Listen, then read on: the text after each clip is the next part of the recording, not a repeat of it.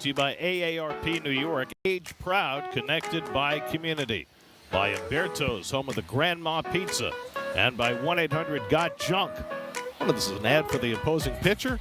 We make junk disappear. Well, the Mets will try and do that tonight. Go all in on game nights with MLB Plus. Stream MLB Network 24/7 as well as select out-of-market games every week. Plus live radio broadcasts of every game and minor league action too. Visit MLB.com/MLB Plus to subscribe. Themes of the game brought to you by Bet365. Freddie Peralta, great person, great teammate, having a tough year. They can all be true. Otto Lopez, hits and doubles. He's been around the top all season long. And Carson Bench, Francisco Lindor, Soto, and Ewing will be the cornerstones as you move forward. McLean. Well, I didn't talk about the pitchers. I'm talking about the everyday players. Pitchers are players too. Yeah, I played and I never felt like a player. I mean, it just made me feel bad about myself. You're players. You're all part of the mix. Gary, pitchers are never cornerstones. More excitement to come. 52 games left in the regular season. Come on back. First pitch is next. Lower.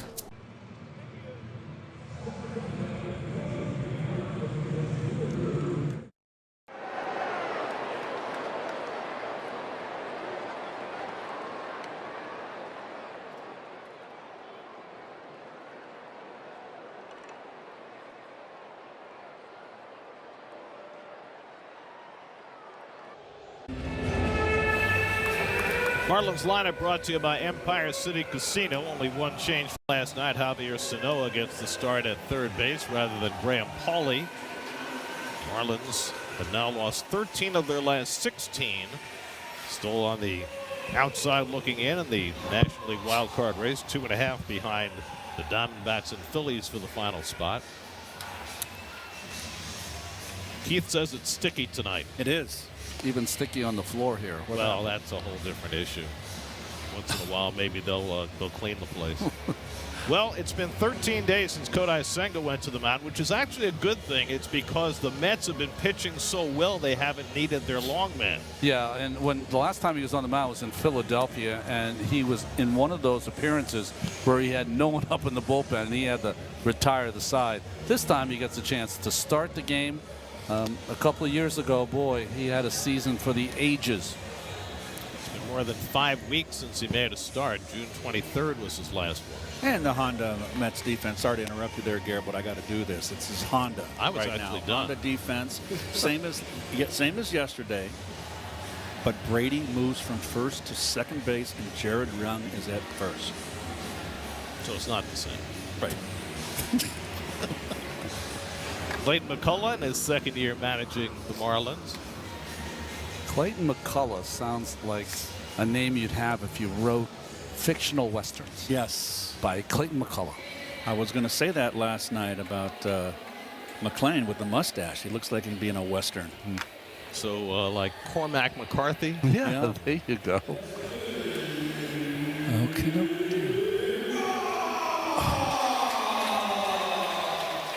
Andy Green has the Mets playing well right now. The Mets have had the best ERA in the National League since the All-Star break, 2.84. They've had 4 straight games now where they've gotten at least 6 innings from their starter. Not going to get 6 from Senga tonight. He hasn't pitched in a long time, but they'll get as many innings as they can as he substitutes for Freddie Peralta, who was scratched.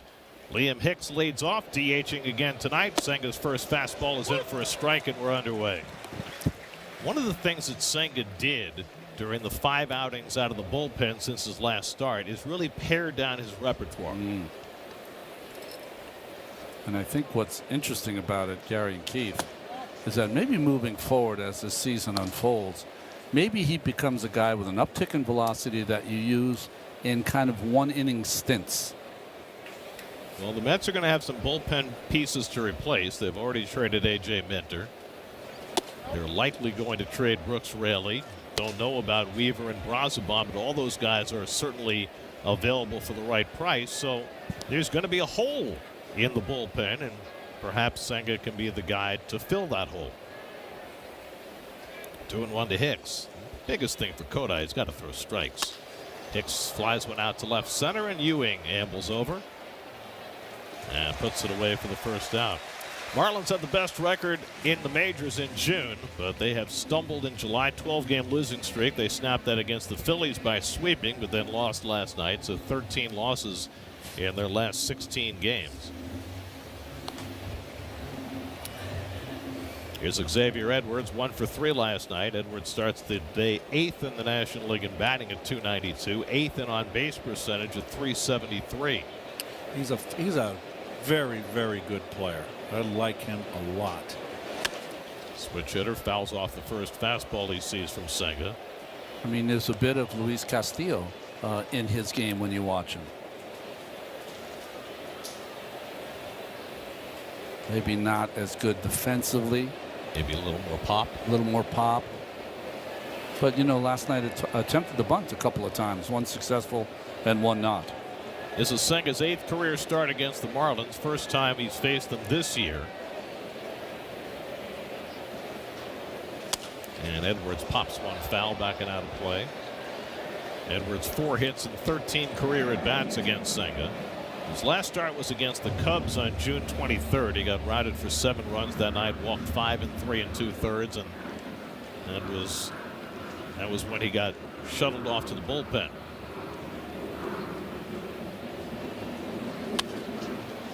Had a stint on the injured list. He was out for 6 weeks, made 3 starts coming back from the injured list, and it didn't go well. And those are his overall numbers over his 7 starts. So he's pitched only 5 times in the last 5 weeks, all out of the bullpen. He's ahead on Edwards 0-2 with Otto Lopez on deck. With Minter gone to Minnesota, the Mets have to make a couple of player moves today because they also put Cionel Perez on the injured list with a forearm strain. That's never a good sign. So Jonathan Pintaro and Xavier Curry are both here, and more likely than not, we'll see them sometime before the night is done. 1-2 coming, and he got him with a forkball. Beautiful from Senga for his first strikeout. You know, there was a time when Kodai Senga was up on you 0-2 or 1-2 and game was over with this pitch right here as the bottom drops out. It almost seems like yesterday he made his first start in Miami against his Miami Marlins and had that brilliant rookie season. It was 2023, then missed most of 2024. Otto Lopez flies one out to center. Luis Roberts scurrying back to the warning track, and he runs it down. Nicely done by Robert, and a 1-2-3 opening inning for Kodai Senga. Mets come to bat in the bottom of the first with no score. Lower.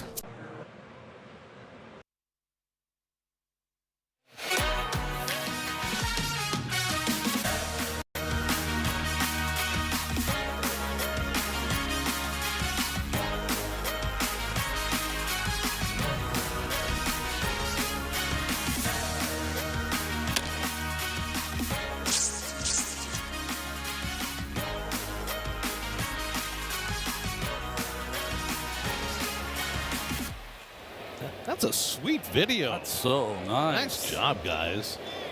A.J. Ewing leads off against Jansen Junk and takes his first changeup blown away. You see lots of changeups from Junk, who is not strictly a junk ball pitcher. But he's close. There's a lot of sliders and a lot of changeups. About 35% with the cedar.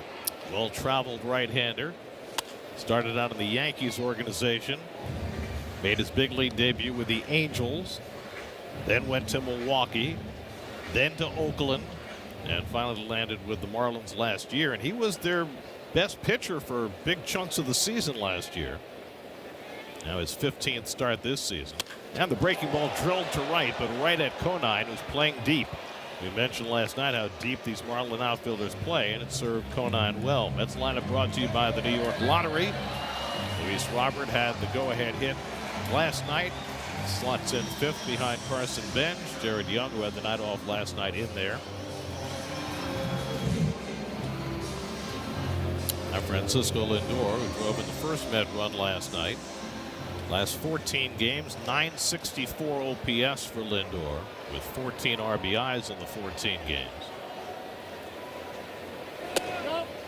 Jensen Junk is 30 years old. Went to Seattle University, where he was teammates with the most popular man in baseball right now, Tarek Skubal. Huh. I mean, how many times in the last week have you heard Skubal's name mentioned? God, he's come up with the Brewers have an interest, the Dodgers. I think any team in contention would like to have him. The question is, can you satisfy the Tigers' needs? And you have to remember that as great as Skubal is, he's a rental player. He is a rental player, but I was thinking about this today. As great as it is to acquire Tarek, it's better if your opponents don't get him. Well, what you hope, if you acquire Tarek Skubal, is that he is a rental player like CC Sabathia was a rental player in 2008. That was one of the best runs you've ever seen. Randy Johnson in the day with the Astros. What made Sabathia so special in that run from Milwaukee in 2008, as Lindor takes strike 3 called, and that's the second out, is that he took the ball on short rest going down the stretch, knowing that he was going to be a free agent at the end of the year. Short rest, completing games. He just showed the warrior he is, and that's why Hall of Famer. You know, when I would watch pitchers, and Sabathia was such a beast on the mound, hard thrower, hard slider, power pitcher, and I just, from looking and observing, just it would not be a day in the park hitting against him. He'd be an intimidating force. Just really, man, seriously. Bo Bichette, one of the few Mets who's faced Jensen Junk before. He's 3 for 4 against him. And your Marlin defense brought to you by Optimum Fiber. And you got the same outfield out there in center field. Stowers at first base. I love Edwards and Lopez up the middle. Sanoja gets to start today at third base. Sanoja won a Gold Glove as the utility Gold Glove player in the National League last year. Bichette lays off the breaking ball, and it's 1-2. By the way, Sabathia's numbers in 2008 down the stretch that year after he went to Milwaukee: 17 starts, 11-2, 1.65, 7 complete games, 3 shutouts. That's the Well, I mean, it's hard to best Rick Sutcliffe in '84, coming over from Cleveland to the Cubs, going 16-1. He came so early, though. That was before the trading deadline. Was he a rental player? I'm not sure. I'm not so sure, but it was a heck of a trade. Dallas Green was the GM of the Cubs then. Doyle Alexander had a great year. Traded for Smoltz. Yep. Doyle Alexander had an electric hook. Doyle, when he went to Detroit, went 9-0 down the stretch. Doyle Alexander was a fine pitcher, had a funky motion, and he knew how to pitch. And he had one of the greatest curveballs I've ever faced. And I did not like to face him. And I was one very happy camper when they traded him out of the league to Detroit. Bo had 2 more hits last night. Single and a double. Fouls off the curveball, and it's 1-2. We have to let our fans know there was no interleague play then. Just national against national. Oh, you know, pitchers hit then? What? Yeah, Yes, they they had do. to come to bat. Didn't you hit back-to-back home runs, Ron? That's shocking. It is shocking. That means there was a lot of downtime. 7th pitch of the at-bat coming to Bichette, and the curveball outside, 2-2.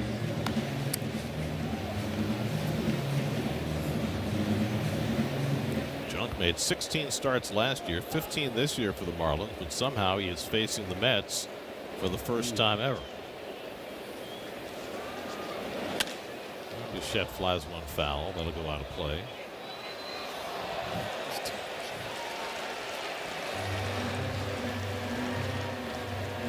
Mixed. Nice catch. Successful night at the ballpark. Right.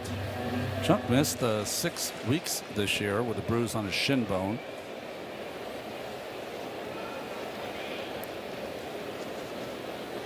And Bichette chops one out to second, where Edwards has it. And that retires the side. So Junk has a 1-2-3 opening inning. No score after 1.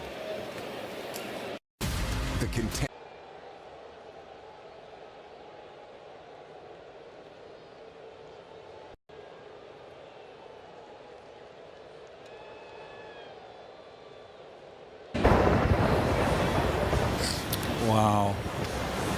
We're cruising. That water's cold. I wouldn't jump in. Well, it's summertime. It should be fairly Okay. warm. The current's strong, Garrett. You don't need to do that. Brooklyn looking good. Kyle Stowers leads off in the second. Stowers homered last night. He had 2 balls, 110 miles an hour plus. Senga got the side in order in the first inning. Stowers flies this one out to left. Ewing coming toward the line. Slams on the brakes. 1 out. Drive Around the Majors brought to you by Lexus. Well, Harrison Bader, not only did he scooter into a fire truck and is out for the year, but apparently he had done this before. How could that be? Did he do it during the evening or in the broad daylight? I believe it was a 2 a.m. kind of a thing. Oh, so in the morning. That kind of stuff can happen. Yeah, but apparently he did it once when he was at the University of Florida. Drove his scooter into a parked vehicle. At 2 a.m.? Well, I don't know about the timing, but just the fact that it had happened before, you'd think the phrase once bitten, twice shy might apply. We love Harrison. He was a good man. Well, if the Giants were hoping to trade him at the deadline, that's now a moot point. Yeah, they're not getting a lot of feels on any of their big players. They're ready to pull the plug on Devers, Adames, Well, Chapman. I'll tell you one guy who is going to get a lot of interest from the Giants, and that's Robbie Ray. He pitched another gem last night against the Padres. Griffin Conine 0 for 4 with 3 strikeouts last night, and he takes the forkball down, 2 balls and a strike. Griffin is very antsy at the plate. Kind of, not jittery is not the word, but just kind of moving around a little bit. Caffeinated? Not staying still. It's interesting you say that, Keith, because I think about his dad. His dad was so stoic in the box, Yes. right? Just like his dad, Jeff, was a Met for a short period of time, right at the end of his career. Oh, it's Spider-Man night. No, I have to. Spider-Man and the Mets go back a long way. Yeah. Yeah. I mean, Spider-Man was first introduced in the comic books in 1962. Really? Oh. Same year that the Mets I must started have, play. That's one of my favorite cartoon characters. That's a little creepy, I have to tell you. Oh, it's a villain. Is a Marlin. Yeah, but the tongue is a little creepy, don't you think? Stan Lee responsible for Yes. Spider-Man? Of course. Well, he conducted the Spider-Man wedding at Shea Stadium. Oh, gee. 3-2 on the way. Swing and a miss. Got him with a cutter. Second strikeout for Senga, who's retired the first 5. Well, this is the cutter, and he just gets that on the outside part, and it kind of just fades there. Yeah. Conine swung right over the top of it. Missed it by a mile. Now, the biggest thing for Senga tonight is he's throwing strikes. And when he throws strikes, generally good things happen. Jose Roberto Hernandez, who was 0 for 3 last night, came into the series a red-hot hitter. Still tied for the major league lead in extra base hits in the month of July. You know that today is the last day of July? Yes, I do. Get out of July. July was always a dog day month for me. I just could not wait to get out of July. Did something magical happen on August 1st? Oh, you just smelled it. Smelled the end of the season. It was the big push here. Get your second win in August, even though it's still steamy hot. Especially, I felt it was August 15th was always the beginning of the stretch run, the last 6 weeks of the season. Did you feel differently depending on whether your team was in the race or not?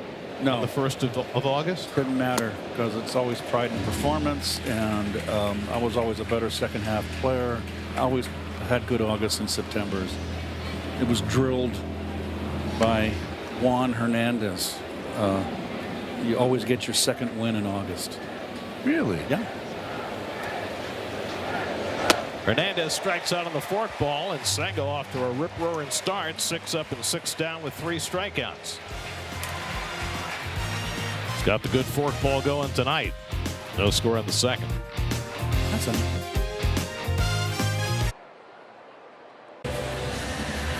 Well, tonight's poll question is presented by Ford and formulated by the Pixmasters. Not the Mixmasters, the Pixmasters. Yeah. How soon can the Mets be World Series contenders again? Well, use your phone to scan the QR code on your screen to submit your answer now. I'm going to scan the code. Can I have it back up there when you get a chance? Would you like the results of last week's poll? I would love it, Gary. Last week's poll, 62% of fans voted Francisco Lindor as the trade candidate that they don't want to see moved. Luke Weaver got 20% of the vote. So they didn't want the trade candidate. Okay, get it. Carson Bench 1 for 4 last night. Bench, Robert, and Young for the Mets in the second. Oh, so Gary, it's a multiple choice on this on the QR question. Oh, did you scan it? I did. Next year. And what are you going to vote? Not voting. Next year, 2 to 3 years, 4 to 5, more than 5. Not sure, no opinion. That's your options. Never was not a choice. I mean, are you going to put your thumb on the scale? No, I am not. Do you feel as though you're not an eligible voter as Edwards throws out Bench for the first time? No, I'm actually qualified. I mean, qualified. you are. You do have expertise in this area. You know, I don't go in for this stuff. You know, I just don't go in for it. Well, but you scanned the code. Just out of curiosity. Hey, now that you've scanned the code, they will be in for you. That's exactly right. You're going to get every quiz in the world. You're going to get inundated now. They got you in their clutches. That's right. 4 up and 4 down for Junk. Here's Luis Robert, who had the big 2-run single in the 8th to put the Mets over the top last night.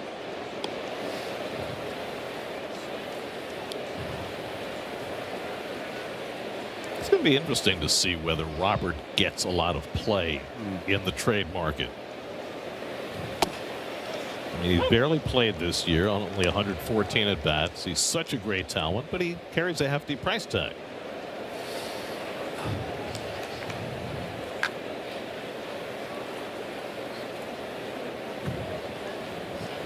Junk has been dominant against right-hand hitters so far this year. The splits are enormous. The righties are hitting just 195 against him. The lefties 324. Yeah, he's been working on that changeup to try to level that playing field against the left-handed hitters. And he gets the outside corner with the fastball to get Robert looking. I thought that ball was outside. Hey, 2 of the fastball strikes away were not even close. Could have challenged him, but he did not. It's outside. That's a very generous strike right there. Brendan Miller, the home plate umpire tonight.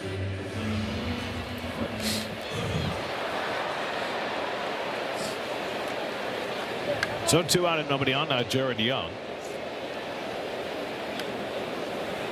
Young came in for defense late last night. Last 17 games hitting .333 with a .923 OPS. And the only reason he's not playing every day now against right-handers is because the Mets have to find spots for Brett Baty to play. Now that Semien is back, things are a little more crowded for the moment. Just don't know what the team's going to look like 3 days from now. Well, you know how the writers love to at the end of the year give a grade to the players and their year. Young will get a real nice grade for what he's done this year. Certainly has been among the most pleasant surprises for this team. There's a seriousness and a toughness to how he plays the game as well. Agreed. He's a hustler. Getting his most extensive big league playing time this season and taking advantage. Right behind the bag at second is Lopez. And he throws out Young. And both pitchers have gone 6 up and 6 down to start the night.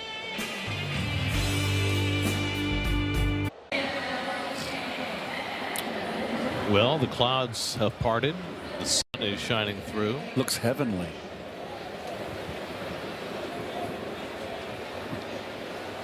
We go to the third inning. Kodai Senga's turned in 2 impressive innings to start the night.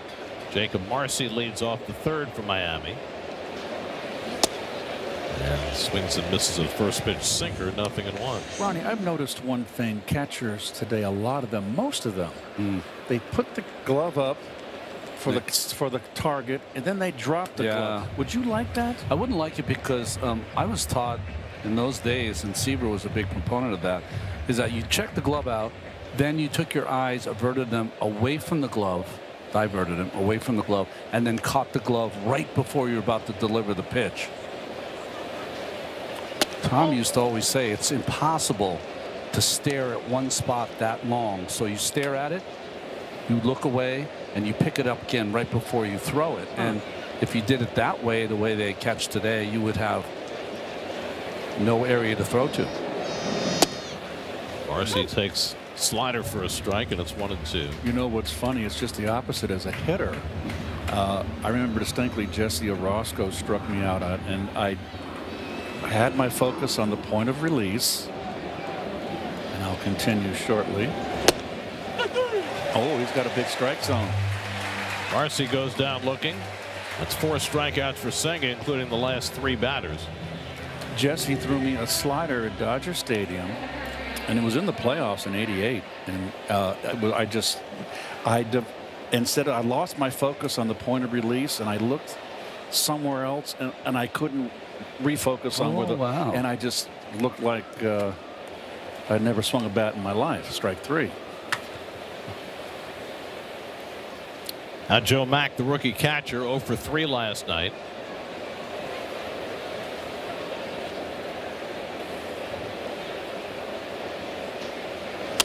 And he lines one into right field, and that's going to go all the way back to the wall. Mack heads for second. He is the first base runner of the night for either team, a stand-up double with 1 out in the third. He likes that ball middle and down. Another one of those left-hand hitters. I think it was a split. It's either a cut or a split. Something off speed. He's a strong kid. That's a breaking ball. First pitch breaking ball. He was shutting it down going into second, and Bench didn't miss throwing him out by very much. Okay, we see it. Yes, you did good. Nice double. Now the corners pinch in against Javier Sanoja, batting 9th in the order, always a threat to bunt. And he pops one up. Lindor retreating to call. Only backpedal. And catch, 2 out.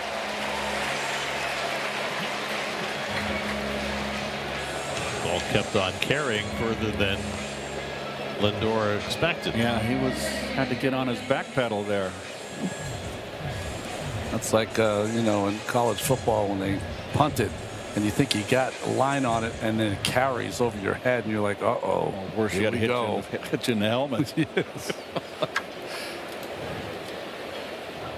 So 2 out and a runner at second, and now Liam Hicks, who flied out to left to open the game. It's a funny game sometimes. Kodai Senga was basically relegated to the end of the bullpen, and he's only pitching tonight because Freddie Peralta is due to be traded soon. And here he comes out and he throws 3 scoreless innings to start the night. No score in the third.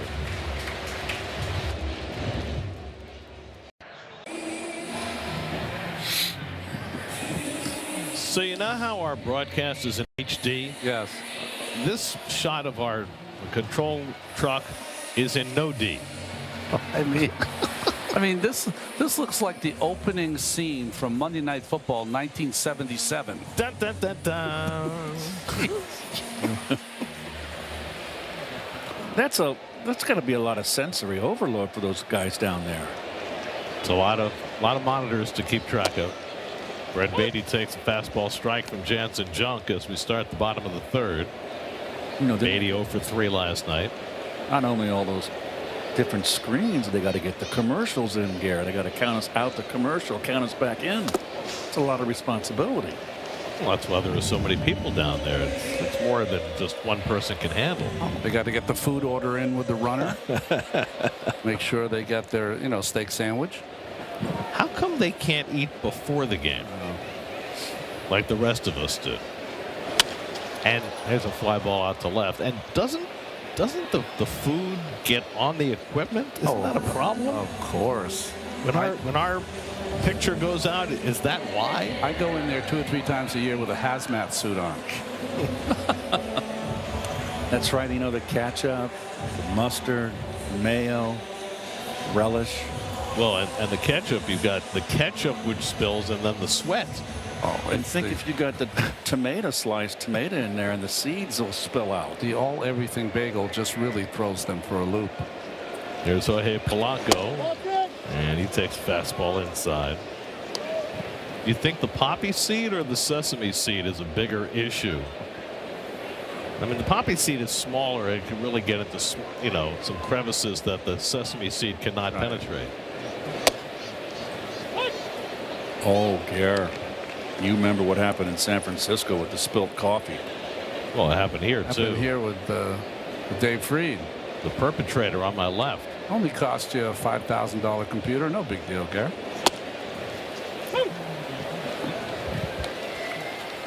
Well, see now, the shot of the truck is very blurry, but the shot of the booth is sharp, and I don't know why there's a difference. You got me. I just show up on time, do my job, and go home. There you go. That's more like the truck shot. There we go. That looked like the Columbia Princeton broadcast of 1939. There you go. Polanco hitless in his last 19 at bats. Trying to get some kind of season generated over these last couple of months after missing so much time with injury and struggling so mightily since coming back. And he takes a high strike. He's going to challenge the call. The pitch was called a strike and the batter is challenging. Yeah, I think he's going to win this challenge. Yeah, it's close, though. It's real close. There have been a lot of borderline pitches called strikes early in this game, but Polanco the first one to challenge, and it was clearly out of the zone. And it's 3-2. My bad. It was not close. Not close at all. Does it always have the countdown there? Did you see that? 3, 2, 1? It flips it, yeah. Oh, there. Yeah, that was kind of weird, wasn't it? I never noticed that before. 3-2 from Junk. And Polanco drills one foul. Good hustle by the ball boy there.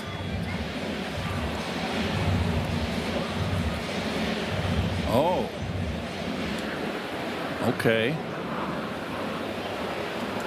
We're all spiders tonight.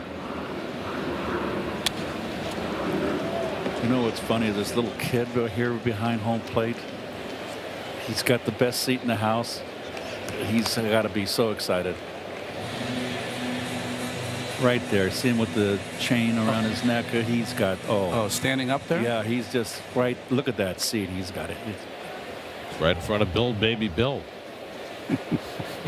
8th pitch of the at bat, and Polanco goes down swinging on a changeup. You know, Gare, when we were kids, we would go watch the San Francisco Warriors play when they had Wilt Chamberlain and Guy Rogers, and we'd get set up in the upper tank, but the Warriors were terrible in the fourth quarter. The ushers would let us down on the floor level. Really? And we got to watch like the whole second half of the fourth quarter on the floor. So that was you 60 years ago. Yes. Right. Without the chain. Precisely. Sure. One wouldn't have liked the chain. No.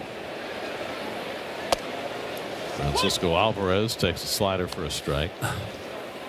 That was the only sport that I asked for autographs.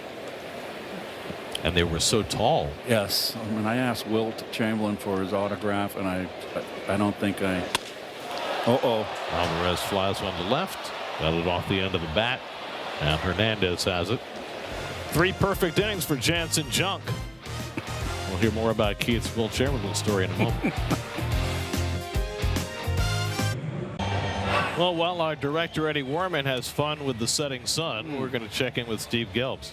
Gary, one thing that has become abundantly clear is that Andy Green is intent on pushing his young players to their fullest potential. I thought it was really interesting after the game last night. Everybody watching would have thought Nolan McLean pitched great, and he did. But when asked about McLean's outing, Andy made sure to point out the fact that he thought McLean got a little too emotional after he got a strikeout to start off the 7th inning, lost some focus, and gave up the home run to the next batter. And it kind of echoes something that Andy Green said about Christian Scott earlier in the month. He pitched 5 scoreless innings against the Royals and said, yeah, he was good, but I know he can be better, and he should be better, and he should push to be better. And it's kind of aligning with how Andy Green thinks about developing players as the farm director.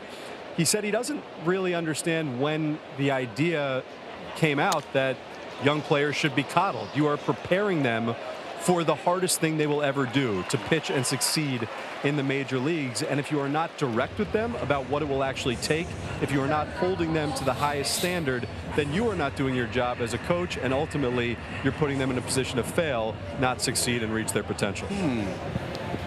I like that very much. You know, we asked Andy about his approach earlier today and whether it was an organizational idea to be a little more aggressive in terms of expectations. That's lined out to left, and Ewing hustles back to retire Lopez. And he said, what I'm doing aligns with organizational goals, but they've also given me the leeway to develop players with my personality. Well, I think what he has realized is that not everyone realizes that at this level now, you're still developing. And if you're not developing, then you're going to be in trouble over the course of a long season. And Andy gets that. And I think, too, especially with Nolan McLean and Christian Scott, he says these things because he thinks that their potential is so high. He thinks Nolan McLean can be a top 5 pitcher, that Christian Scott should be a guy that goes deep in games and can be a top of the rotation pitcher. And if you don't push them, then it's possible that they rest on their laurels a little bit. Another aggressive swing early in the count. Kyle Stowers pops one up. Bichette grabs it. That's a 4-pitch inning. The message to McLean from Green: you can get excited when you get the last out in the 7th.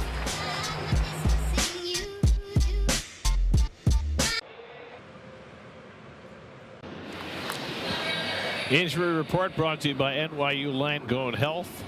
Not a good sign. Cianel Perez on the IL with a forearm strain. That's scares you. That's too bad, because he has thrown so well, and there must have been some interest in Perez as well. Without question, he was developing as a trade piece, but now there's concern for his long-term health. Home 4th inning. Jansen Junk's been perfect so far. A.J. Ewing has the hardest hit ball lined out to right. He lines this one to center. Marcy retreats, and in front of the warning track, he's got it.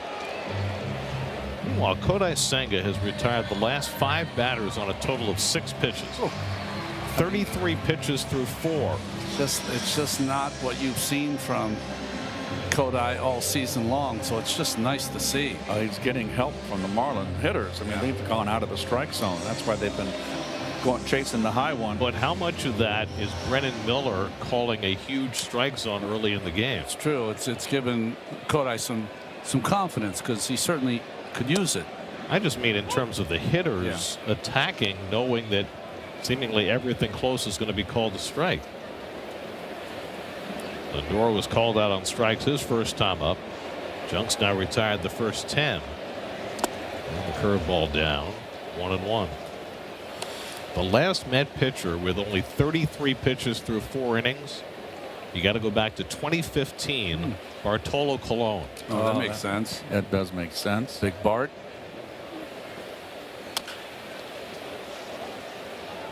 Nice play. Gilbert Gomez. 2 hands on the pickup.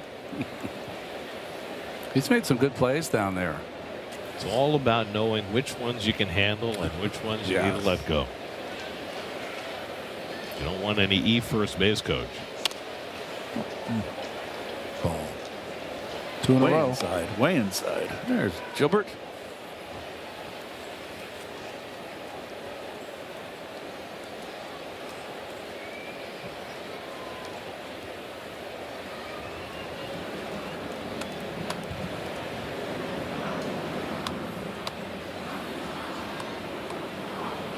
1-2 to Lindor with Bichette on deck.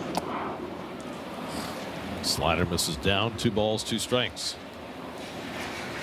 Oh, that little graphic. Mets 4.12 runs per game. Cleveland 3.93 runs per game. That's last in the majors, but they are in postseason position right now. The Guardians. 3-2. Yeah, the Mets are traveling to Cleveland after this homestand, this series. Guardians have gotten great pitching. And they are in a division that gives you quarter. That's outside ball 4, and the Mets have their first base runner of the night. And that brings us to the road ahead, brought to you by your Tri-State Chevy dealers. 2 more in this series. Late tomorrow afternoon. Don't forget, ceremonies before the game starting at 3:30. We'll have all the coverage celebrating the 1986 World Champions. And then Sunday, 1:40 first pitch. And then the Mets go to Cleveland, Pittsburgh, and Atlanta on the next road trip. Will you guys see Gavin Williams when you're in Cleveland? Is he going to pitch? Big rig. He's quite a pitcher. Grounded to the left side. And bobbled slightly by Lopez, and then safe at second. Lindor running through the bag, and now is in a rundown. Bichette trying to advance to second, but he's going to have to go back to first. Well, there's one where it blew up in their face right there. Well, that's what they teach now, running through the bag. But that time, it cost the Mets. I don't agree with that. I just don't agree with it.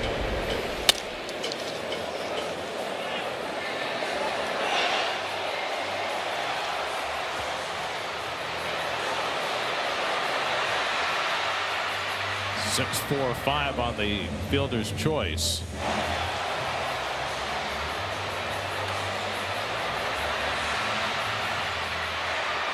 Well, I mean, do you give Lopez an error allowing Lindor to reach second? that's a good question. Because he did kind of have a tough time getting it out of the glove. But he did reach second, so it's got to be either a hit or an error.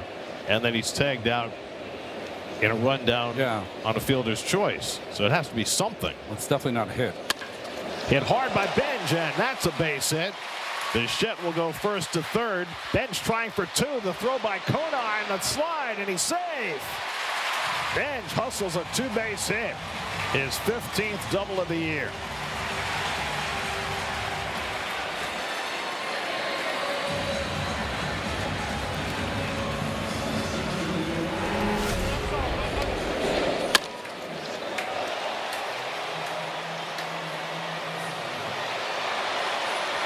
Conine didn't get himself in position to make a better throw. He got caught flat-footed there. It's a game of inches, and Benj just got his left arm in there. Yep, he just took it for assumed that he was going to hold up.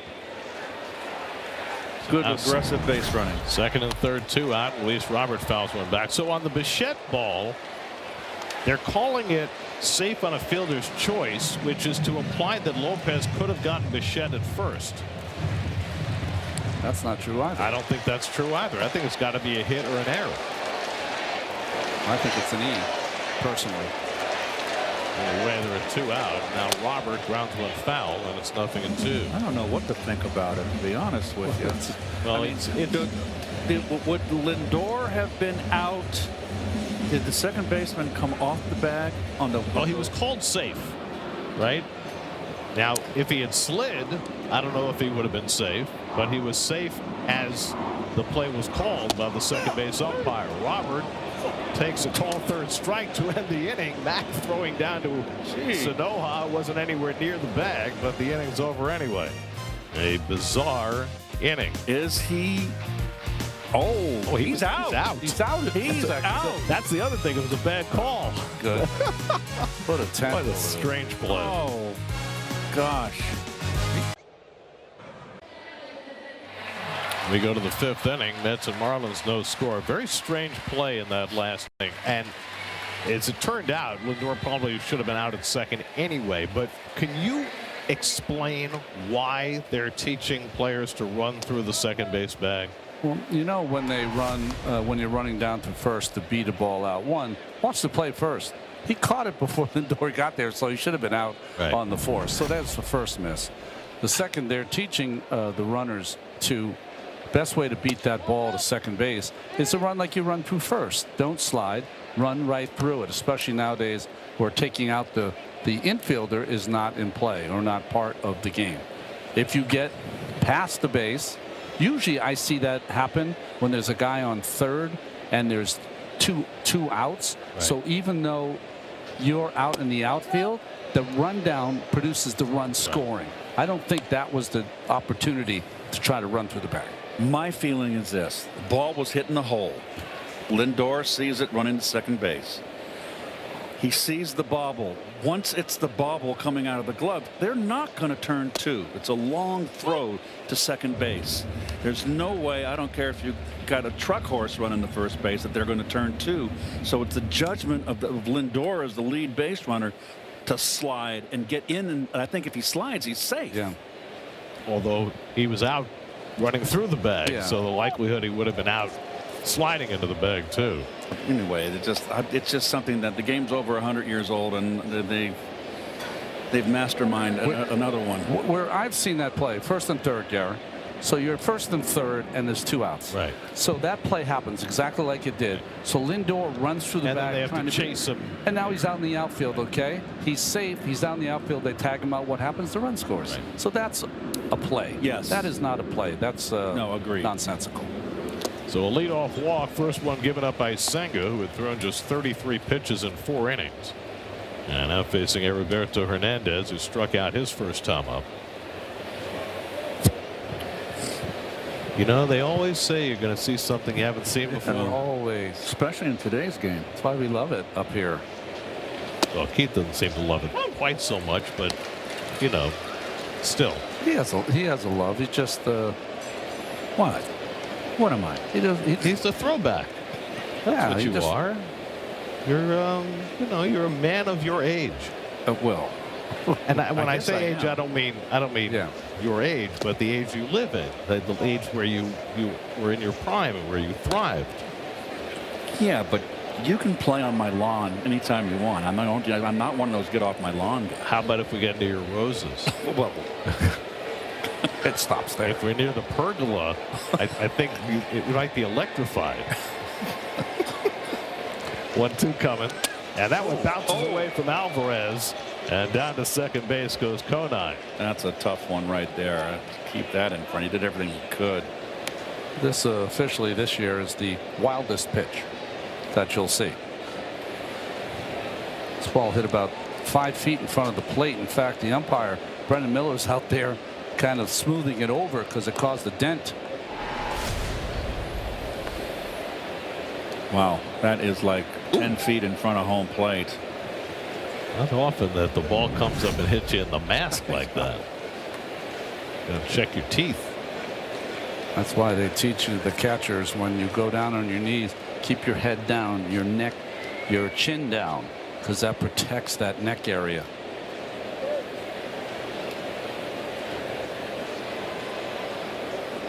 So a runner in scoring position for the Marlins. Hernandez struck out his first time up. Jacob Marcy on deck.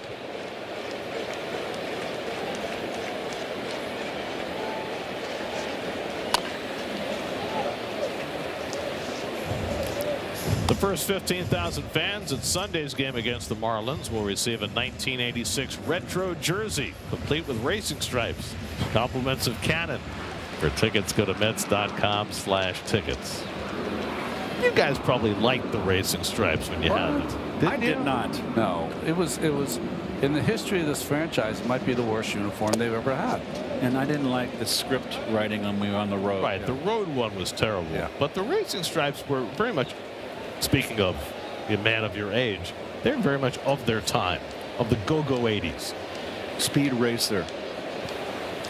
At least we had a belt and not the Sansa belt slacks like a lot of teams had. The Pirates, Cardinals even had that, right? No belt. You guys had the kind of a elastic pants. Yes, they had the polyester pants that never breathed. You just sweat through them. Gosh, the V-neck, pull over top, no buttons. You know what? But it's a pain in the neck to do the buttons on a course of 162. I didn't mind that. And the forkball is down for ball 4. And so 2 walks in a row by Senga. Put the first 2 men on in the 5th. National League Wild Card standings brought to you by Resorts World New York City. Diamondbacks and Phillies tied for that second wild card. Cubs lost this afternoon to the Yankees, shut out 2-0 behind Will Warren. So who's going to buy and who's going to sell among that group? Xavier Curry, who just rejoined the team today, is up in the bullpen. Going to get a visit to the mound by Andy Green with the translator. 45 pitches now for Sanger. Remember, he hasn't pitched in 13 days, and he hasn't started a game in 5 weeks. So he's not exactly built up to go deep. There was a lot of, are you good? Are you sure? You're good. Okay. End of meeting. Interesting that it was the manager and not the pitching coach. Yeah, it was. Remember now, last night in the first inning, Clayton McCullough sacrifice bunt to the second batter leading off the first inning, and he's got first and second, nobody out there. Well, Jacob Marcy's had a rough year, but he homered last night. Yep. That's going to keep the corners in against the threat of the bunt. Well, you got to respect it, but it's not the second place hitter, it's your 7th hitter.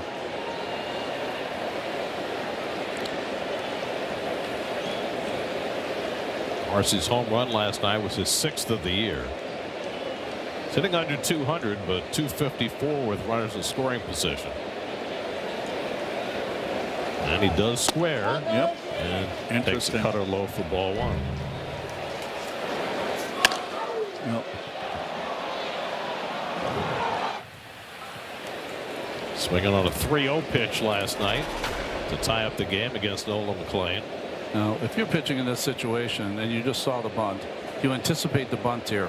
If you get it, you're looking to get out at third. You don't have a ton of speed at second base. I like 1-0 changing and let him get a pitch to hit. Let him swing the bat.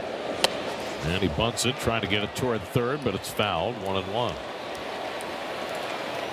So even when you're pitching and you're trying to get a hitter out, you are like the rest of the infielders thinking about the situation. What if the ball's bunted back at me? So as a pitcher, are you conscious of breaking toward the third baseline after you deliver the ball? Yeah, 100%. Yeah, you work on. Well, I did, working in the bullpen, of the ability to throw a sinking fastball on the outside part and getting yourself the momentum towards third. Not running towards there, the momentum going there. And he was ready to swing, but took the fastball outside, and it's 2-1. You got to complete the pitch first, because you knew when I played, Keith had behind you. Anything behind you, he had. Well, bunt was off on 2-0. On a 1-1. Now it's 2-1. And it's pulled down to first, past Young into right field, a base hit. Conine's being waved around third. They'll come in to score. The throw goes to second. It's cut off. And the relay by Beatty to Lindor is too late. And Marcy has an RBI double. What's Marcy trying to take 2 for? And Mets will not challenge the call at second. So it's an RBI double for Marcy. 1-0 Miami. Young was playing in and moved back when Senga went. You can see he's behind the runner now, but that ball's hit too hard. Can I ask you why Beatty cut this off? That's my question. That ball looked like it was on line. They might have had him.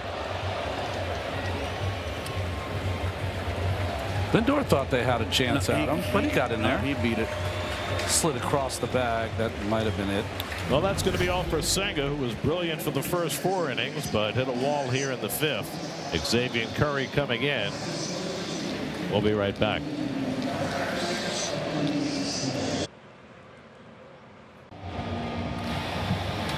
Xavier Curry turned 28 years old earlier this week. His first outing for the Mets in 11 days. Called up today when the Mets had 2 holes in their bullpen with A.J. Minter traded to Minnesota and Cianel Perez going on the injured list. The run is in, second and third, nobody out. Joe Mack, the batter. He had a double his first time up. And takes first curveball for a strike. 0-1. Mets have the infield in. Hernandez at third, Marcy at second with nobody out. And that's lined the other way. That'll be down for a base hit. Hernandez is in. Marcy trying to score. The throw by Ewing on a hop, not in time. Joe Mack drives in a pair, and it's 3-0 Miami. That was a heck of a read by Marcy.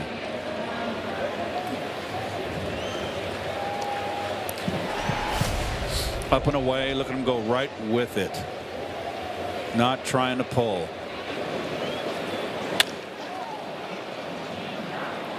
Blake Lally, the third base coach, never hesitates. Challenging the throw. Nice slide. Good pop-up slide by Marcy. All 3 runs in the inning charged to Kodai Senga. So what was a great beginning for Senga melts here in the 5th. He goes 4 innings plus, allows 3 runs, 2 hits, 2 walks, 4 strikeouts.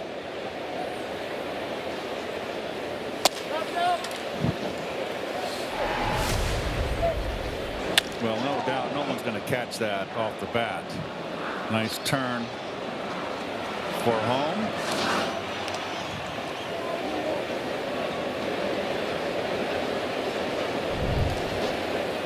Sanoha hits one back to Curry. He drops it though and has to settle for the out at first. He would have had a good chance at a double play, but the ball slipped out of his glove. He gets the first out, but Mack advances to second.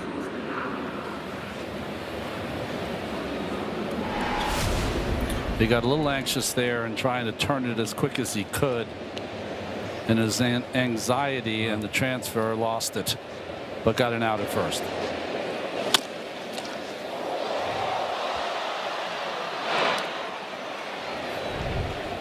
So 1 away now. Liam Hicks, and he takes curveball high for ball 1.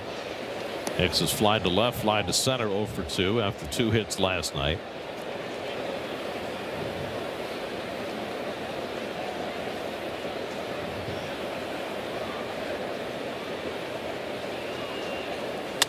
And Hicks flies one out to right center.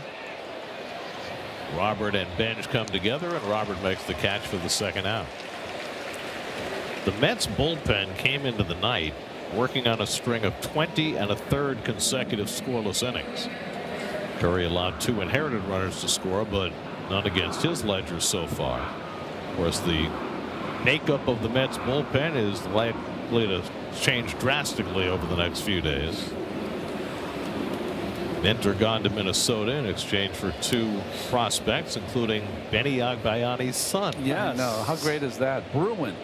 What a name. Just 19 years old. Actually, Bruin is an infielder, a left-hand batter, so he's everything his father wasn't. Yeah. And but he's been hurt most of the year with a shoulder injury.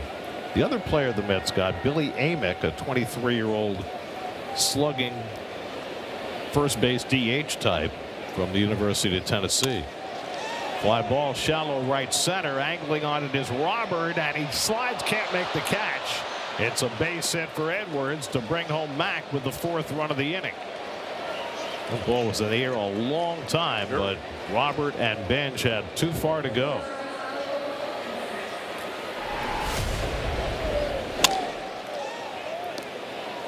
That was a lot of hang time.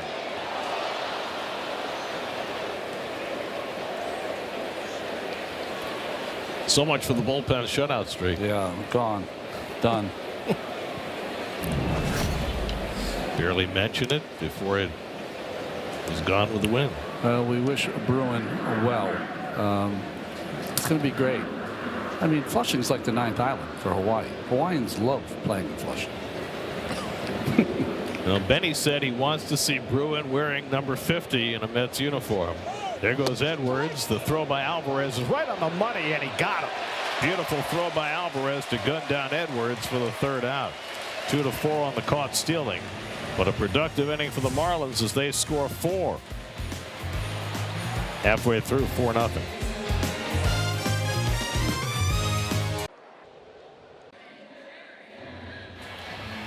We go to the bottom of the fifth. Mets down 4-0. Jansen Jung supplied with the lead after working out of a jam in the fourth. Mets will have Jared Young leading off. Young grounded out to short his first time up. And he pops the first one up into shallow left. And on comes Hernandez, the one-handed. One pitch, one out. Well, the Marlins have had a habit of spoiling the Mets' postseason chances. 2007, the Mets went 7-17 down the stretch, and well, the Marlins had the final blow after John Main's brilliant game on the Saturday. Right. Marlins bombarded Tom Glavine on the Sunday. 2008, pretty similar. The Saturday, Johan Santana went out there and threw a complete game. But then in the last game at Shea Stadium on September 28th, 2008. Which was the year, Gare, that they took over for the '64 Phillies for the worst collapse? Was that 7? That was 07. Yeah, that's what I remember. And then last year, the Mets fell slowly over the final 3.5 months, and it was the Marlins who did the last damage. Pete hit that line drive right to left center field that was snagged by Sanoha, and that was the last roar for. Well, it was stifled roar. Well, right as we went to the 9th inning, the Reds had lost their game, right, and so the Mets finally knew that they were going to have a chance, but they were down by 4 runs and couldn't get anything going in the 9th. I remember the 08 season only because when it left the bat of Ryan Church, I thought it had a chance, and it was, a deep fly to right center that stayed in the ballpark. Well, I'll tell you about the 07 last game of the season. Glavine had the terrible first inning, fell behind, was it 7-0? But then the Mets loaded the bases in the bottom of the first, and Ramon Castro hit a ball that I thought was certain to be a grand slam. But it died on the warning track, and that was basically that.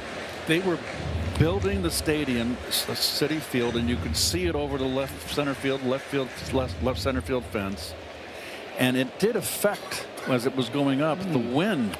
And that wind was blew in from left field that day hard and knocked down Ramon's, which I thought, Gary, too, was a home run, grand slam. Did you bring that up with Danny Sessa? No, are you kidding? No. He knows people.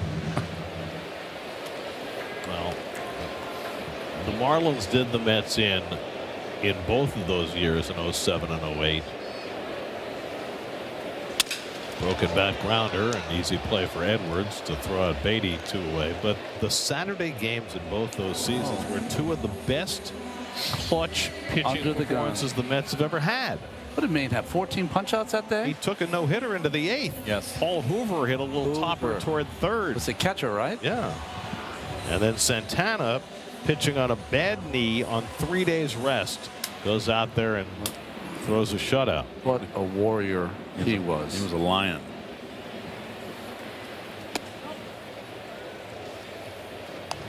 He's such a gentleman, too. I ran into him at that Fanatics, whatever it was, convention, card show, whatever you want to call it, down at Javits Center 2 weeks ago, and had a conversation with him. He was just so genuinely happy to see me. I hadn't seen him in a while. Yeah. Just a wonderful man.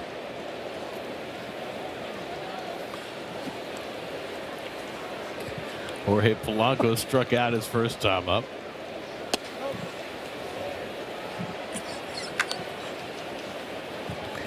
I mean, there were sports personalities of every ilk at that. Yes, there was. Sports legends, sports commentators, rabble rousers. Yep, there were some well-known media members there, and then there was some hacks. Well, in an interview format, you just never know what's going to happen, what questions might be posed.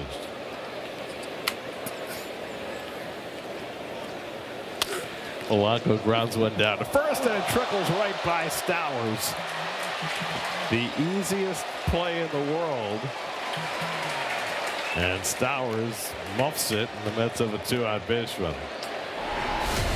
No one wants to do this. He was just kind of running over there to go to the bag before he secured the ball. And just very awkward, too. He's not in a position.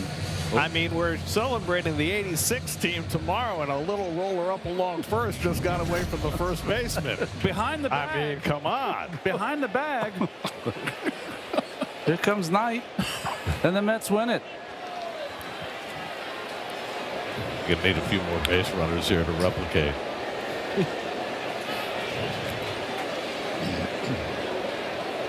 Hopefully I counted correctly, but I think Vin Scully used 20 words in that description of that play. Yep.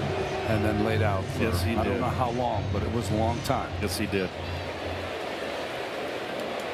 And then when he came back from allowing the crowd and the celebration to speak for itself, he said, if a picture is worth 1,000 words, you just saw a million. Yes. Wow. So good. Interesting. Ray Knight hurt his back of jumping on home plate when he scored, and he was concerned if it was going to take him out of. Ray wasn't going to miss Game 7. Yeah, he had a pretty big hit in Game 7, as I recall. Sure did. MVP of the World Series. And he said, I've read the article, the off day really helped him. That he got well. Rain out. Yes, right. Wound up playing the last game on a Monday night while the Giants were playing in the Meadowlands. And everybody who was at the Meadowlands that night said it was the strangest atmosphere because people were cheering for things that had nothing to do with the football game. And ball 4, and Alvarez has been drawing a lot more walks lately. That's 6 in his last 5 games. There's a pitch right there where you can challenge if you're the catcher. So now the Mets have 2 men on, and A.J. Ewing coming up.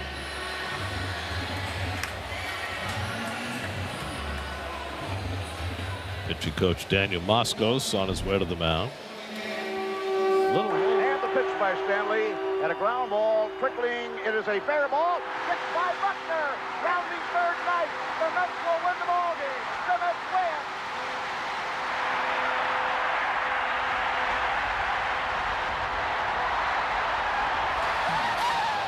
That, of course, was Bob Murphy's call. Yes. And right after Murph made that call, Gary Thorne, who was his partner, said, the Red Sox are in stunned disbelief. Oh, really? I don't remember that call.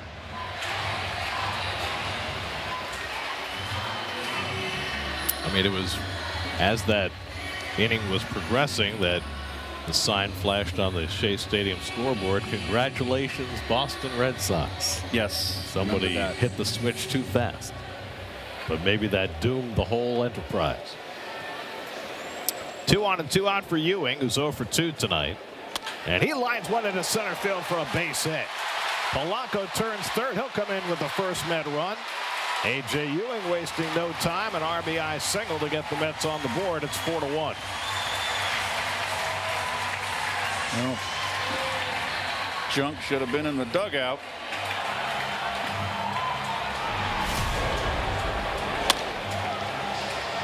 Well, Keith, junk happens.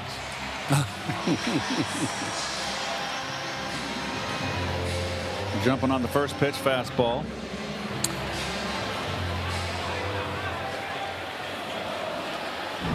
So that gets the tying run to bat with Francisco Lindor, who has struck out and walked. Ewing has hit 3 bullets. Opened the game, the line drive to right field, the line drive to center field on the first pitch, and finally rewarded there on the first pitch base hit. Third time through the order against Junk.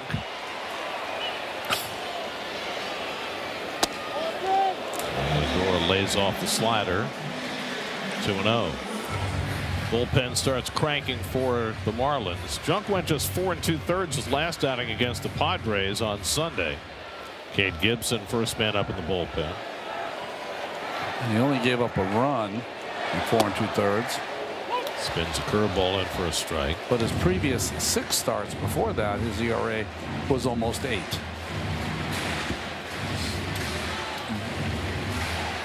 Two out and nobody on. A slow ground ball that Stowers kicks. A walk and a base hit later, and the Mets have the tying run at bat. Oh, cute. Those girls are psyched. And those are future Met fans. Mom is grooming them. There they are. Look at them. How adorable. Mom went with the woo. I mean, I like that. twins, right? Well, they're having fun. 2 out, 2 on, 2 and 2 to Lindor. And he launches one into right for a base hit. Alvarez to third. He'll be held up there as Conine throws it into the plate. And the Mets have the bases loaded for Bichette. Boy, oh boy, you should be in the dugout with no runs, and now you're got to dig deep. Well, you should be in the dugout, but you know you're supposed to also pick up your fielders, and that changeup just lingered right in the middle of the plate. A little more on edge there. Conine got to that ball quicker and was ready to throw. Really got rid of it in a hurry, which affected Tim Leeper's call to stop Alvarez. So now Bichette, with the tying runs on base, takes the slider out of the strike zone for ball 1.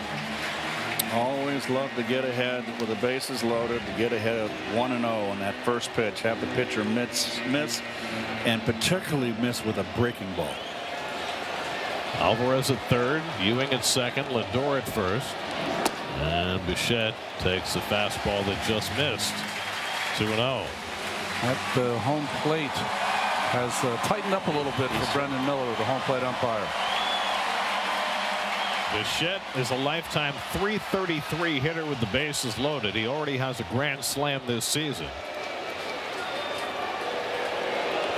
And what pitch does he hit for power? He throws him that little slider. Watch out. The outfield, as they generally do for the Marlins, playing very deep. Jumped behind 2-0. And he hits the little breaking ball, a pop up into shallow right, and back goes Edwards to get it, and that retires the side. Mets get an unearned run, but they leave 3. 4-1 Marlins after 5.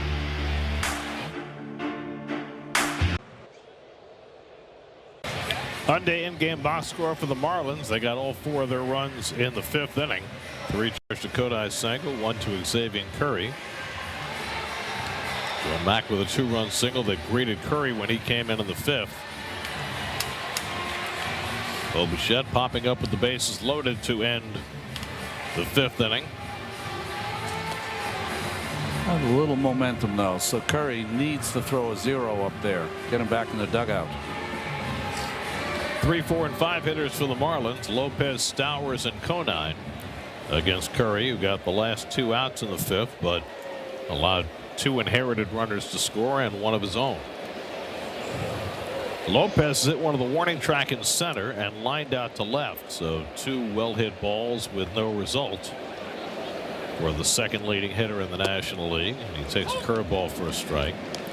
Lopez came into the night hitting .325, second to Luis Ariz, leading the league in base hits, tied for the league lead in doubles, tied for second in triples.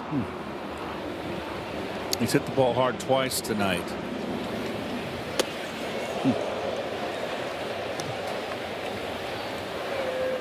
Well, he's the only hitter in the National League East hitting over 300 among qualifiers. I mean, it's a guy who last year hit .246. And he's hitting .325. I mean, and at times this year hitting 100 points over that number from last year.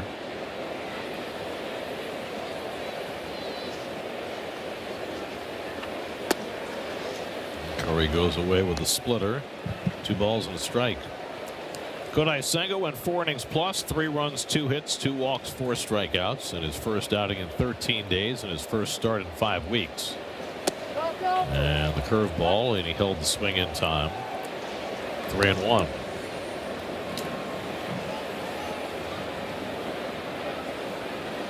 Phillies have begun a series in Baltimore tonight. They lead 4-2 in the 6th.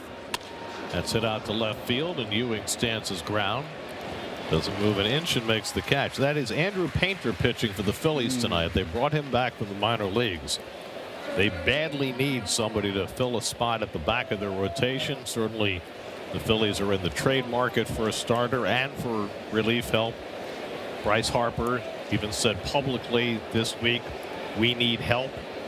Dave Dombrowski and Don Mattingly were not happy with that. No. But I read the quote. There was nothing wrong with what he said. Well, what Mattingly said was, when you say that we need help, you're dissing the people in this room. I think that's okay. Sure. He's asked the question, and he said everybody needs help. You know, that the quote is. Stowers flies one deep to right center. Robert back near the wall, and it's out of here. Kyle Stowers unloads his second home run in the series, his 16th of the year. And it's 5-1 Miami. Wow. I thought he got under that, and that was going to be an F8. That is one strong man. Always beware of the player that made an error the inning before. 417 feet worth of home run for Stowers. He's got a home run swing. He's got an uppercut. And you can see that is a serious uppercut. That's a hanger. And he just jumped on it. His swing reminds me of a AL MVP Justin Morneau a little bit when I watch him. Just a big man. You know, so getting back to Harper, Gare, I just, you know, you read the quote, yeah, we need help, but you read the entire interview and his entire quote, he's saying everybody needs help. So I don't think it's dishing your teammates. I don't think it was anything terrible that he said. I'm a little surprised that they jumped on. Hit hard, a base hit for Conine. Well, what makes it interesting is Don's son is in the front office. Right. So that adds a little spice to it. And you had the off-season quotes from Dombrowski, basically saying that, you know, Bryce may not be a superstar. There's a little bit of animosity between Dombrowski and Harper, so I read. But, you know, to get back to Painter, Gary gave this number many times when we were in Philadelphia.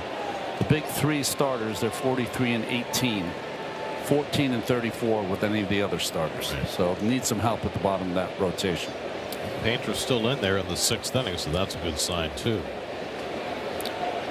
Well, Curry's now given up 4 hits to the first 7 batters he's faced.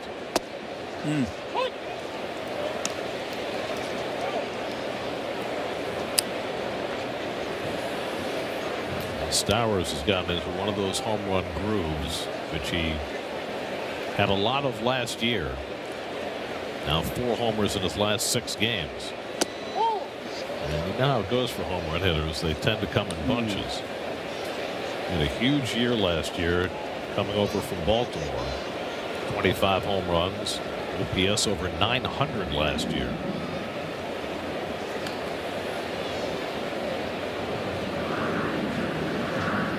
Hernandez bounces one foul. 1-2.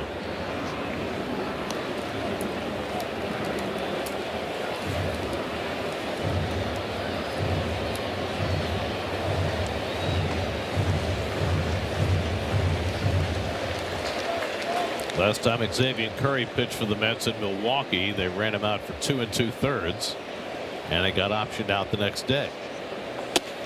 And a high breaking ball strikes out Hernandez. That's his first strikeout, 2 out of the inning.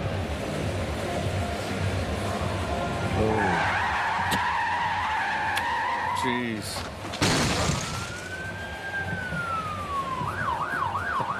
I mean, here's the thing. In the graphic, the car skids to a stop and is undamaged. But then we hear the sound of a crash, which apparently occurs off screen. Now, I realize that when you're doing advertising, you want to get the public's attention, but that startled me. Well, the first time that we ran it, we felt as though the audio was not quite as intrusive as it should have been.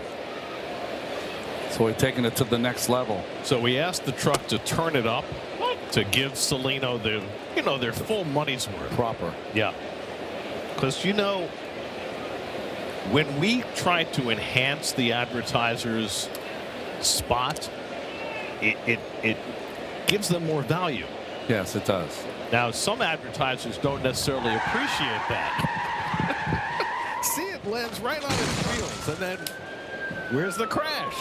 I don't know if I can drive home tonight. I mean, I would say that the anti-lock brakes on that car worked extraordinarily well to have it pull up the way it did. You asked them to turn the volume up? Oh, yeah. Don't you think that was a good You didn't move? go through me, ask my how I felt about it? Here's the way you need to look at it. If Salino doubles their advertising budget next year because we enhanced their spot, maybe that some of that winds up in your pocket.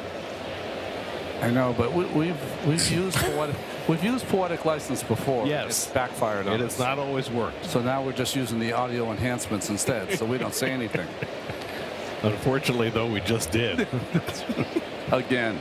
3-1 to Marcy, and he drives one out to center, and Robert is there, and that retires the side. But Stowers' home run extends the Marlins lead. It's 5-1 Miami. So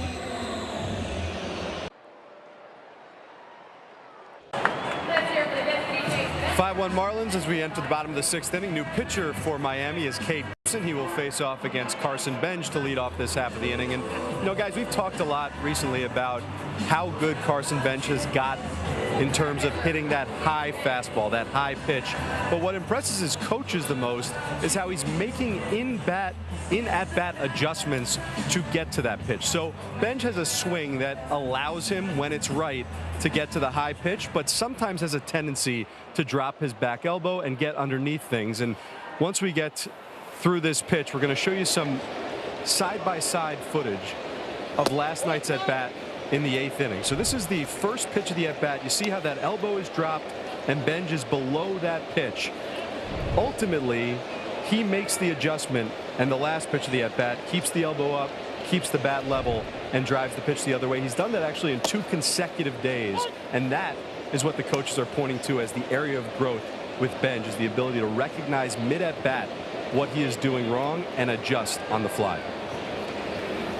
That second pitch, Steve, was up in the strike zone, which I think he has another base hit. It's second of the night. Got right on that sweeper and pulled it into right for a leadoff single. This is the pitch right here. It stays in. He hits left-handers. He's hit lefties all year. He hangs in there.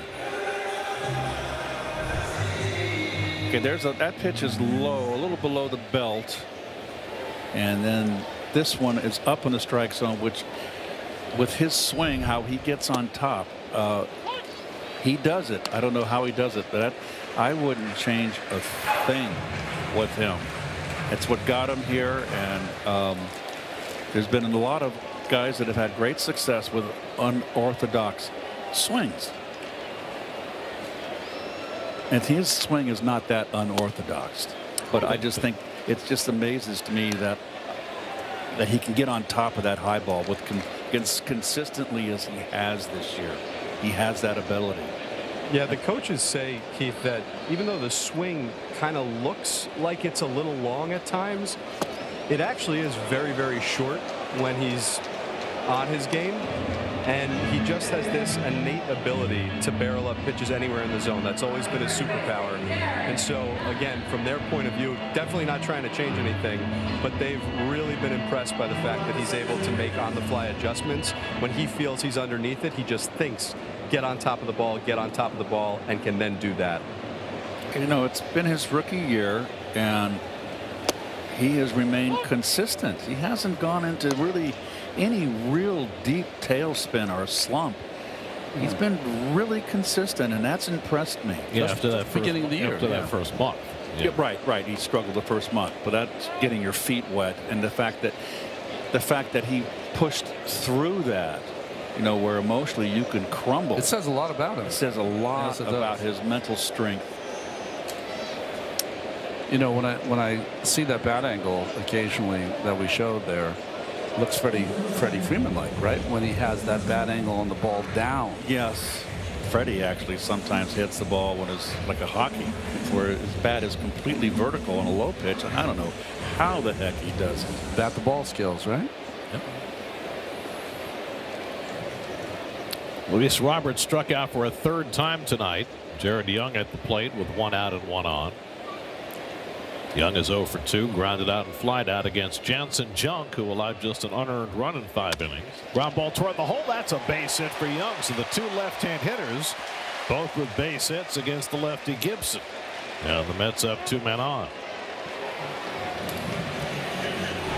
It's good to see Young go after that pitch away. Remember, he went through a little stretch against left-hand. He hasn't played that much against lefties, so it's difficult when you don't get the reps up there against them. Now Marcus Semien will bat for Brett Beatty.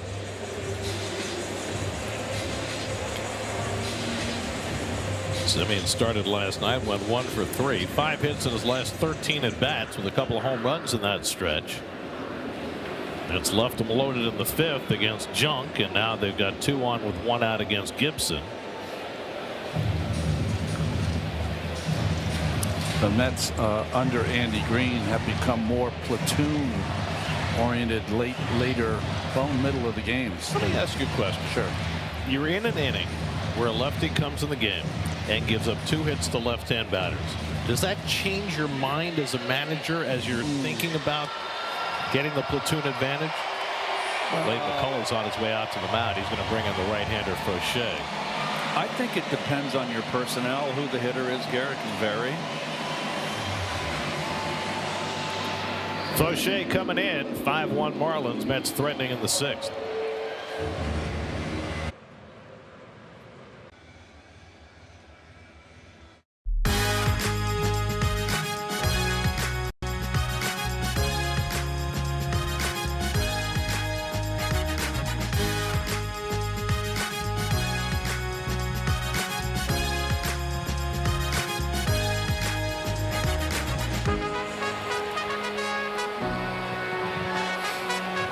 The passion never wanes,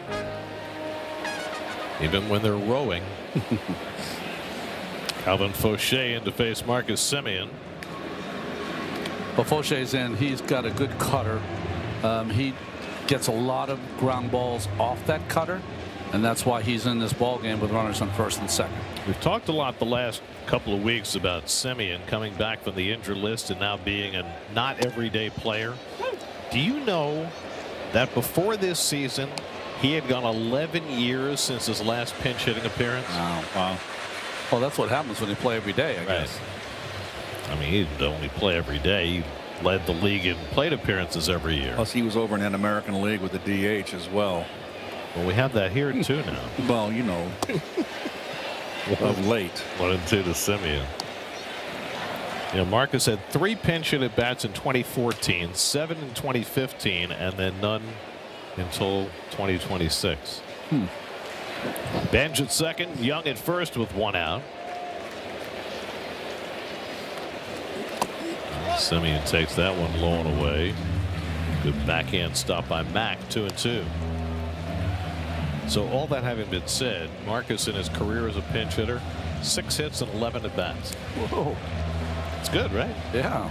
He would be a good pinch hitter because he's got a compact swing, a quick bat. Also had a home run coming off the bench in a non-pinch hitting situation earlier on the homestand, but he goes down swinging on the sweeper from Fauché. And that's the 2nd out.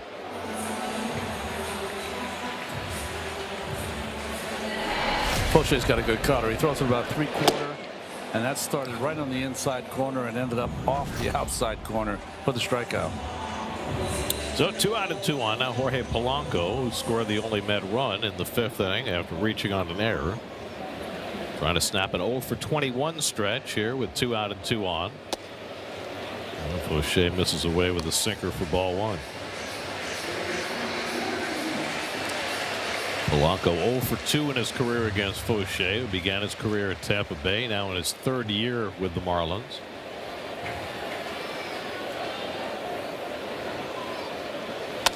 Sliced foul.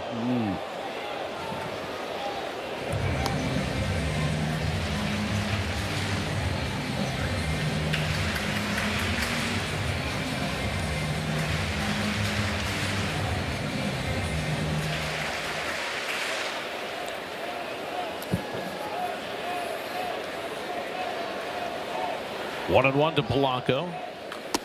And he takes that cutter on the outside corner for a strike, and it's 1-2. That's a good pitch. Yes, it is. Never looks like a strike to the left-handed hitter.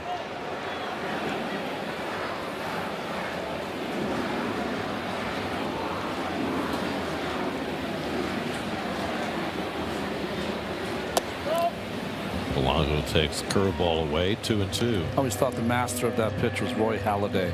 In his prime, or at least when he was pitching for the Phillies, anytime he wanted that against a lefty, he could throw it. Maddox added 2. 2-2. Away. Full count. Keith talks all the time about that Montreal staff, Charlie Lee and those guys. Oh yeah, they were all cut. And Gary Carter was the catcher calling that aggressive game. They had a bullpen too. Benjamin Young gets set to run. 3-2 to Polanco, and he goes down swinging on the fastball. So Fauché comes in with back-to-back strikeouts to strand a pair in the 6th. Still 5-1 Miami.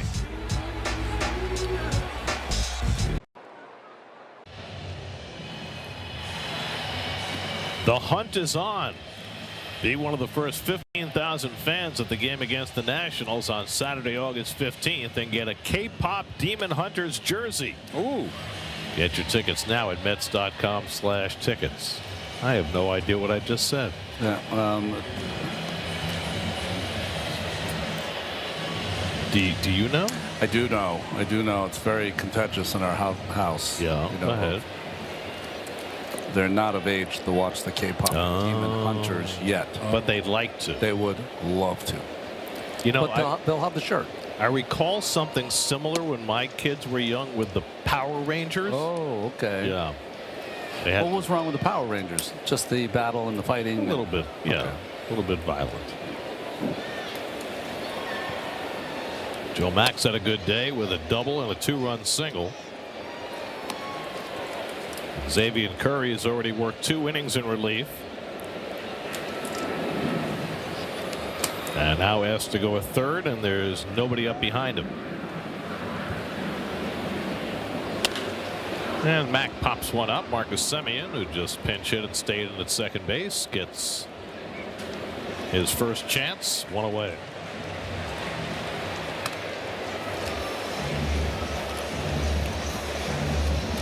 So they're having a wild game in Cincinnati. Pirates and Reds. Pirates were up 2-0. Reds tied it. Pirates were up 3-2. Reds tied it. Went ahead 5-3. Pirates got a run in the 5th, 3 in the 8th to go ahead 7-5. And the Reds got 3 in the bottom of the 8th to go up 8-7. Every game precious for Pittsburgh right now. That's drilled toward the left field corner by Sanoha, and it bounces up against the wall. Here comes Ewing's throw to second base, and Sanoha slides in safely. So Javier Sanoha with his first hit in the series, a ringing double. Fastball in, he turns on it.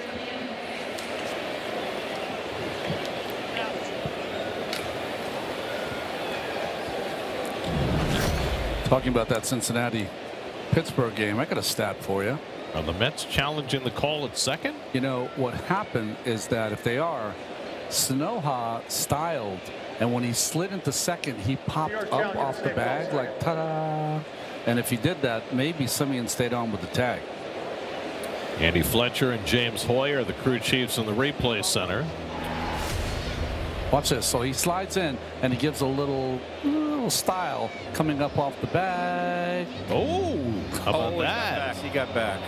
Oh, I don't know. He was definitely off the bag. The question is whether Simeon got the tag on him in time. Yeah, I saw it and I was like, uh-oh, you can't do this anymore. Oh, he might have got that back of that knee. Oh, jeez. This is not going to be good for him.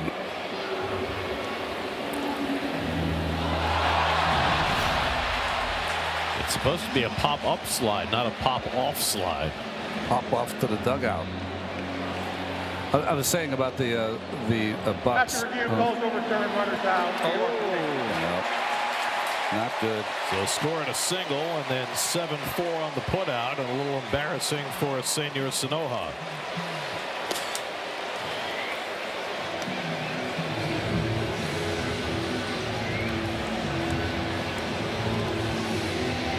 I mean, Ewing played that ball perfectly coming off the wall, and that is the only way that play was possible. Yeah, he didn't take anything for granted. And I do have to say, Sanoja hustled out of the box and all the way there for the double. So it was just a stylistic slide. That's all. Third outfield assist for Ewing this year. Simeon kept the tag on him. Hicks grounds one on the right side, and Simeon shuffles over, and that retires the side. 7th inning stretch time. 5-1 Miami.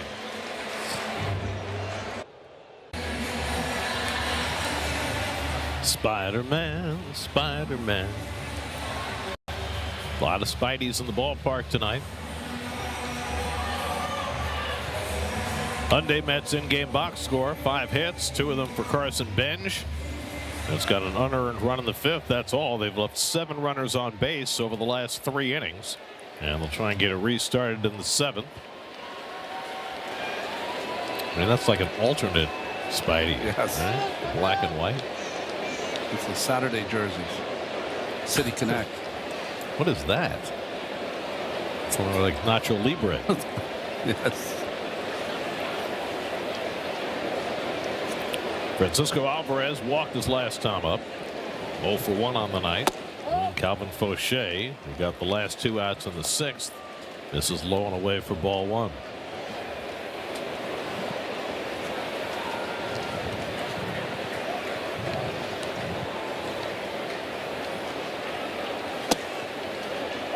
We were talking before about the Guardians, whom the Mets will play starting on Tuesday night in Cleveland, and how they're low scoring, but their pitching's been really good.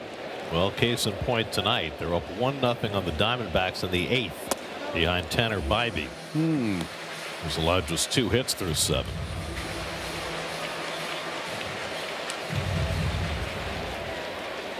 Alvarez has been so much more patient on this homestand.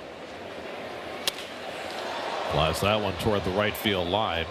Conine coming over, checking on the sidewall, and he can't make the play. He checked it a couple of times, but could not quite get his glove there. I think he ran into the railing there, didn't he? The railing kind of stopped his glove from extending. No, he just didn't get there.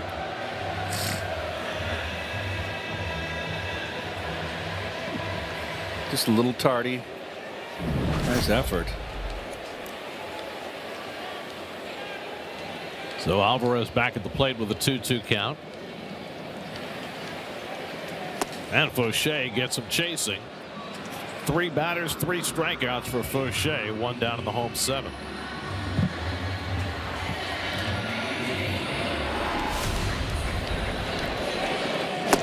He likes that slider.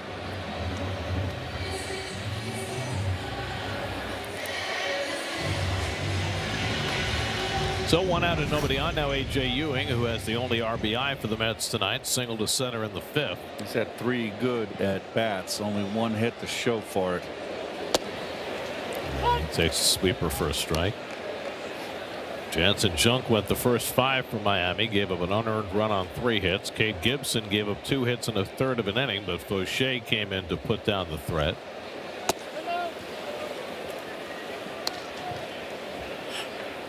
Ooh, Baltimore came back on Philly. 4-4 in the 7th. Pete Alonso has a home run in that game. Pete's got 23 this year. He's at 11 to right field. He's got what, almost 70 RBI now. You know, that ballpark They've changed it back, of course, but not what it like it used to be. So right center is where it really travels. Right. It was very tight in left. Then they moved the fence way back, and then they moved it back in last year. And he got him looking. Backdooring that curveball, and Ewing is out on strikes, and Fauché has struck out his first 4.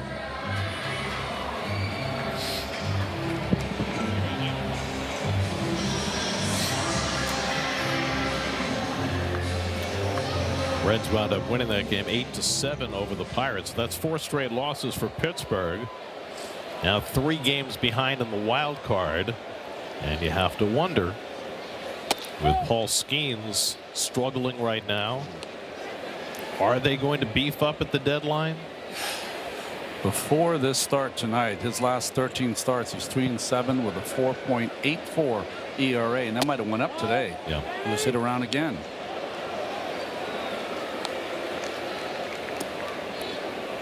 Skeens tonight, 4 innings, 5 runs, 7 hits, up to 3.90 for the year.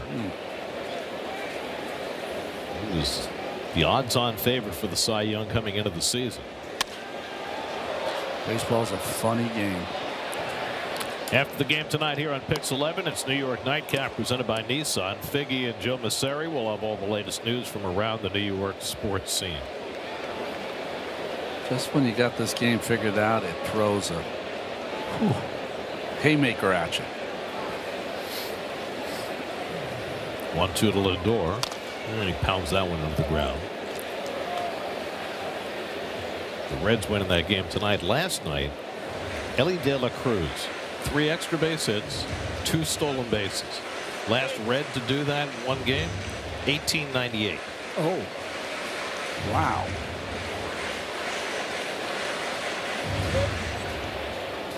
I was going to say Joe Morgan must have done that.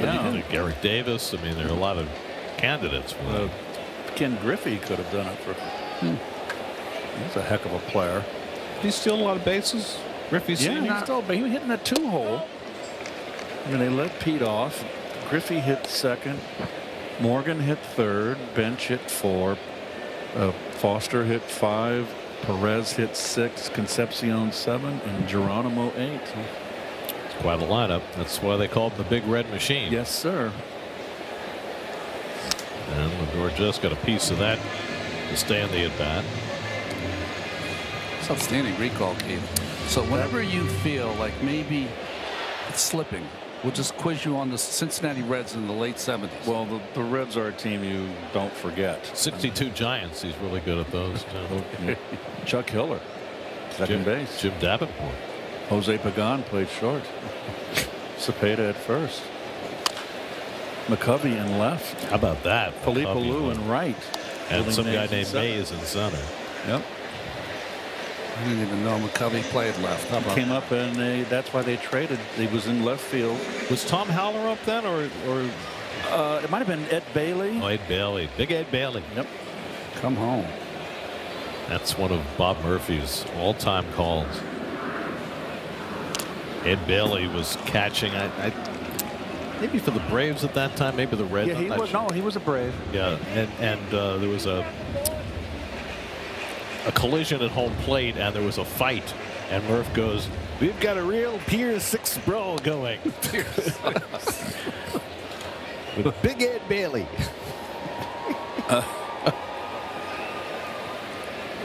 You know, Murph was a Marine. Yeah. He knew all about Pier 6 brawls. Ninth pitch to Lindor, and he cranks one to deep right field. Forget that. That is way out of here into the second deck. Lindor with a long at bat that results in his 9th home run of the year and gets the Mets a little closer.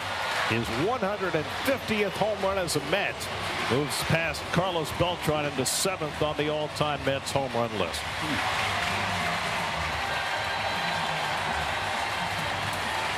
I mean, he fouled off so many tough breaking balls until he got a hanger.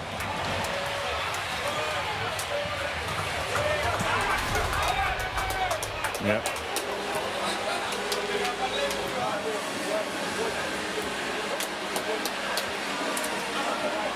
Oh, had it. Couldn't hold it.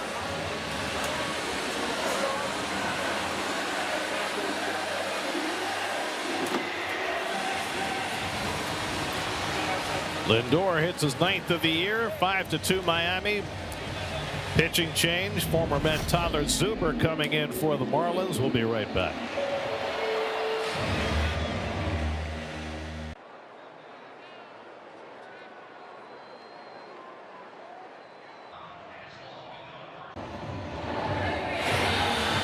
Last year, Tyler Zuber was one of the 46 pitchers who worked for the Mets. He worked one game as a Met before going to Miami.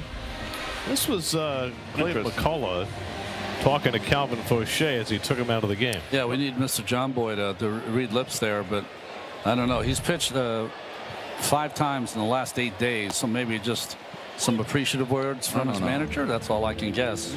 He's a veteran pitcher. It's a rookie. Threw 29 pitches over an inning and a third, struck out 4, and they gave up the home run to Lindor. Now Bichette, who's 0 for 3, and he chases a sweeper from Zuber, and it's 0-2. Lindor's 9-pitch at bat home run, second most pitches he's ever seen before hitting a home run. He had an 11-pitch home run in 2024. Slash foul by Bichette. Marlins 5 runs, 7 hits. The Mets 2 runs and 6 hits. Bichette batting with 2 out and nobody on after the Lindor home run.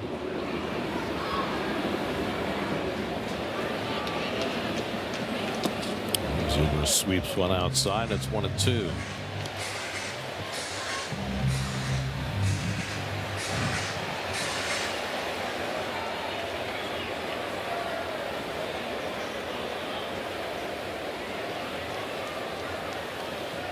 One two coming, and he foul tipped it for strike 3. So Zuber comes in to strike out Bichette.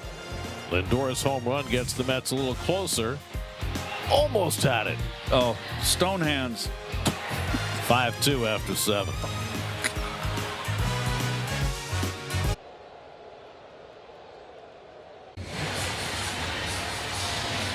We go to the 8th inning. Xavier Curry's already worked 3 innings in relief of Kodai Senga, and guess what? He's out there for a 4th. Yeoman effort. Xavier Edwards had an RBI single in the 5th, and Curry misses away for ball 1. Xavier versus Xavier.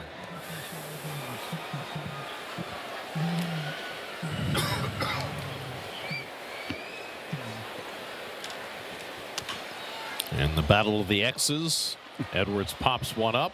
On comes Ewing, and he makes the tumbling grab. He came a long way to get that ball, and nobody else was going to be able to get there.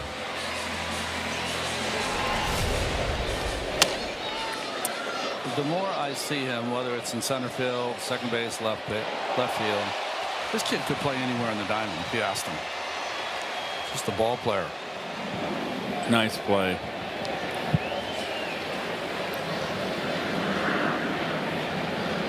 He's going to have a long career here, and he's going to be a crowd favorite for a long time. I agree. How many games did he play in AAA? 12? 12. Oh, yeah. I mean, he was not supposed to be here as quickly as he was, but the Mets had a need, and they judged him to be ready, and he was. Otto Lopez looking for his first hit in this series. He's gone 0 for 7, but he's hit the ball hard twice tonight. I've sensed him getting a little frustrated. He's lost that the #1 in the batting title chase. And that one caught Alvarez, and that stung. He had a tough night last night at 0 for 4 that he did not look comfortable at the plate. He's hit the ball hard twice tonight. Alvarez got this off the bare hand. See, he's got it on his quad. Boom. Right there on the base of the thumb. We saw that happen to Joe Mack last night. Well, Mack had his hand in front of him.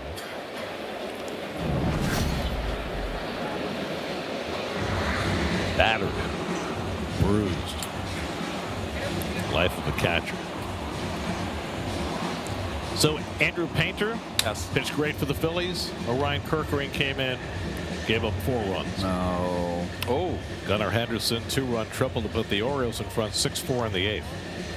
The Phillies are in the middle of it. If Yes, they get they a well-pitched game, they don't score. the middle relief or their relief has a bad game. Durant even had a bad game a couple days ago. Well, Durant blew the game against the Marlins, the one that Miami snapped that 12-game losing streak. Right there at the base of the thumb, that is. Gosh, he's got to get that hand behind his leg.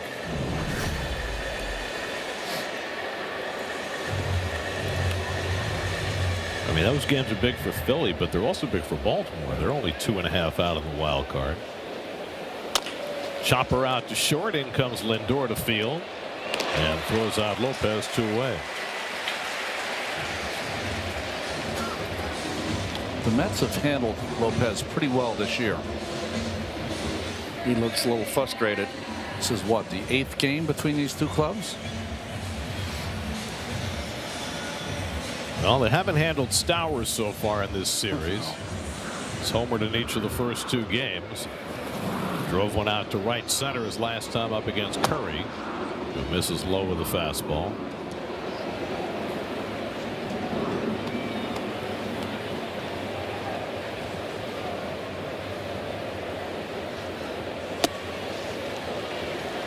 Slider, and it's 1-1. Nobody up behind him. Curry being asked to work 4 innings in relief. That's called him up today. They also called up Jonathan Pintaro. Pintaro was here as the 27th man for the doubleheader on Wednesday, and then he was sent back. That's lined down the right field line, and Stowers has another hit. Chased to the corner by Benj, and Stowers into second base with his second extra base hit of the night. He swung the bat well.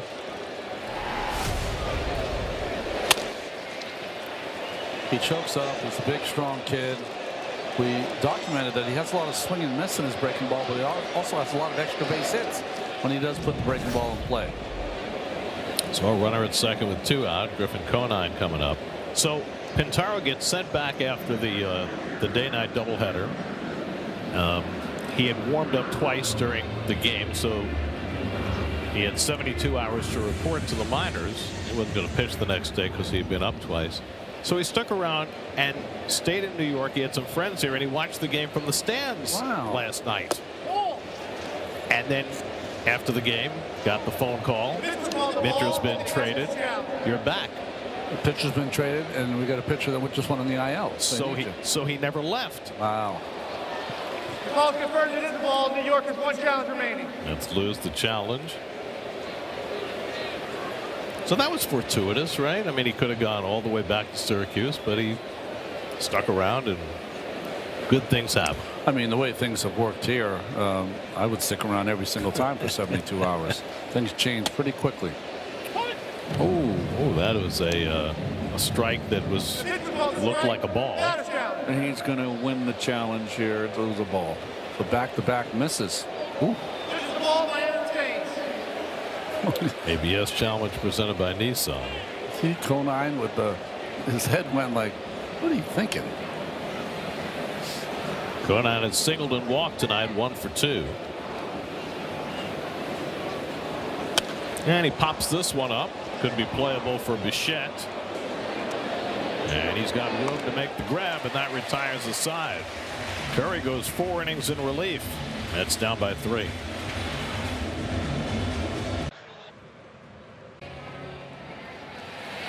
Francisco Alvarez getting some attention in the dugout after he took one off the base of his right thumb.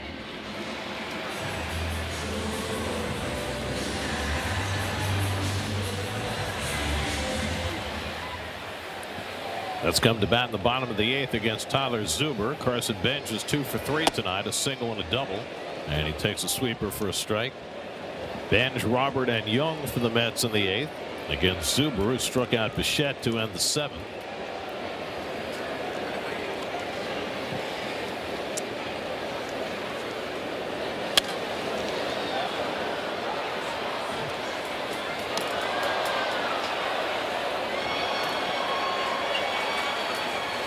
Esteury Ruiz takes over in right field, replacing Conine, who made the last out.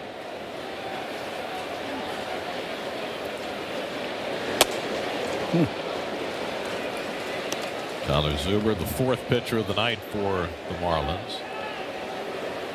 31-year-old out of Arkansas State from Whitehall, Arkansas. Not Whitehall, mind you, but Whitehall. 2 words. Okay. Always spent every year in class in the last row. Or at least called on last. Sometimes, though, the teacher would go backwards through the alphabet. Oh, really? You know, it really wasn't fair to those of us who were, you know, early in the alphabet. To always get called on. Oh, the teacher did? The teacher's pets, guys. No, it's just, you know, I'm a C, you're a D. Yeah. I'm an H. Yeah, I mean, I was. we got called on before you did. I hunched under my desk. H for lunch. Sometimes as a C or D, you could end up in the last seat of the first row, right? Because they wouldn't always go across. Sometimes the first row would go, and then they'd go to the H's.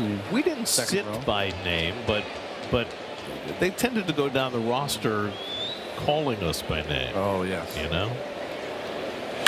That's lined into right center. Another hit for Benj, his 3rd of the night. Ripped. He is on a heater.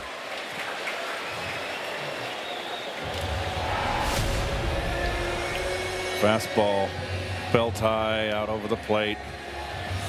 Again, that what Steve Gelbs was talking about before, the adjustment on the higher ball, that left elbow not tucked into his side, kind of flared so he can get to that high pitch.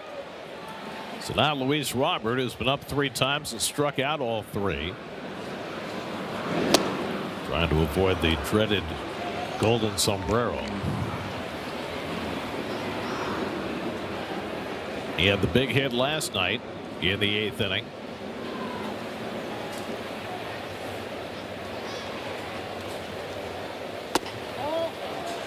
That's a challenge by Mack, who thought that was a strike. Oh boy, Brennan Miller, you've been overturned a lot tonight.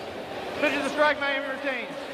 But Brennan has had a good attitude. Sometimes the umpires get a little daubered down. they do. When they've had some overturned calls. What does that do for your confidence when you get overturned constantly? Or, well, it's only one game. And Robert tried to hold, and he stopped it in time. 1-2. Mets were in a tie game in the 8th inning last night before Robert came through. Got the hanging slider and hit it in the hole just under the glove of the 3rd baseman. And Luis hits one on the ground to short. The flip to second for 1. Edwards the turn for the 6-4-3 double play.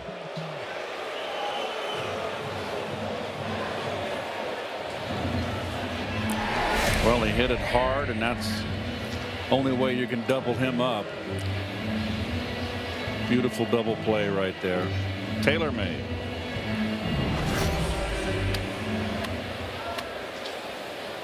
So 2 out and nobody on. Now Jared Young, who had a base hit to left his last time up.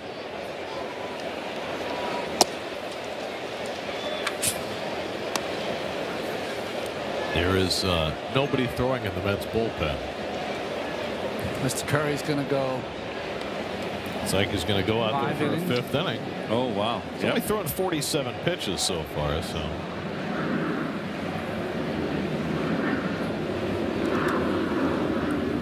I'm sure they asked him, and he probably said, Skip, I'm good to go.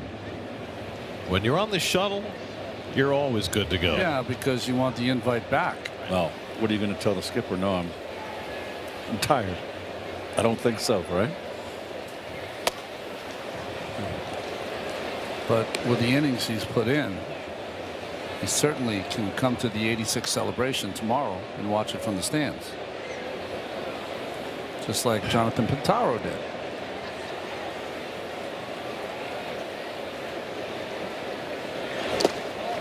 Half swing, and he stopped it. So Tyler Zuber, we mentioned, pitched 1 game for the Mets last year. The Mets have had 1,313 players all time, and alphabetically, he's the second from the bottom.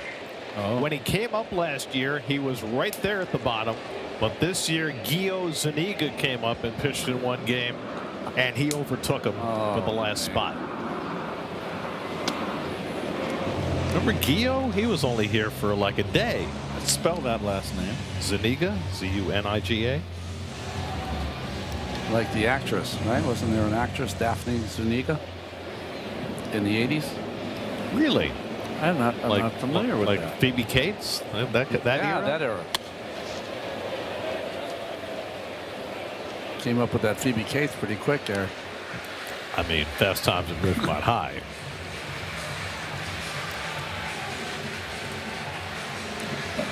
Who's the other actress in that? She's got 3 names. Oh, Well, Stuart Masterson. no. I like Ray Walston in that. 3-2. Swing and a miss. Got him. So Young strikes out to end the bottom of the 8th. Jennifer Jason Leigh. Oh, she's a great actress. She was Hot Tamale.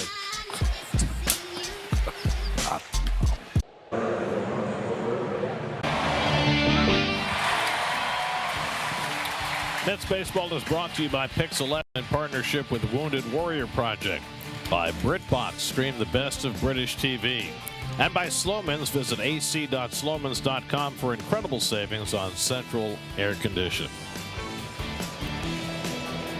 Big crowd waiting around for the fireworks.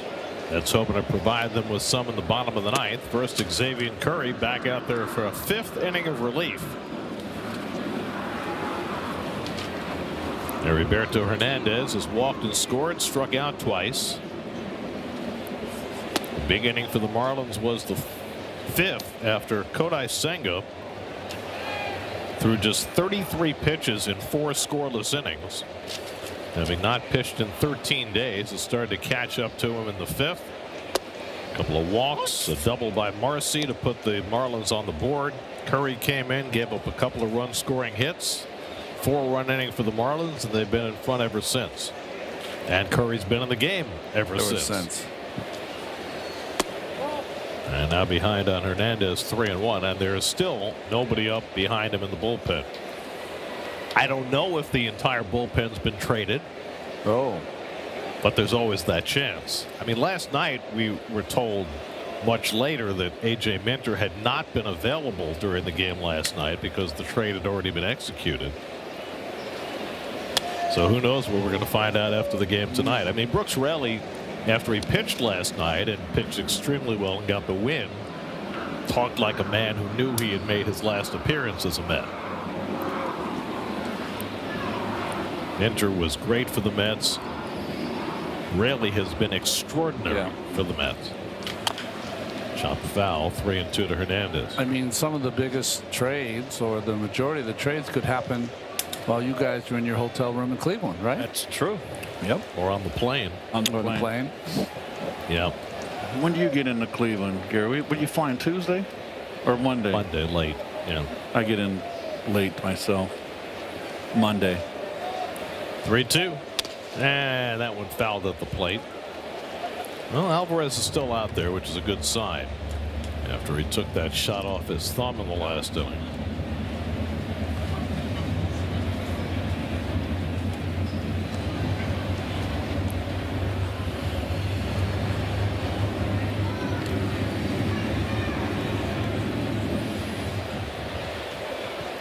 Eighth pitch of the at bat to Hernandez, and he popped it up. Jared Young tracking it. Curry gets out of the way. That's what a pitcher's supposed to do. 1 out.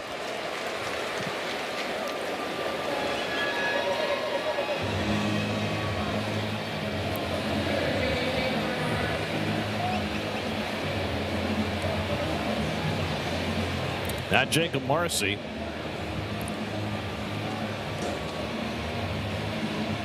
Marcy had the RBI double that brought in the first run of the game and came in the 5th inning.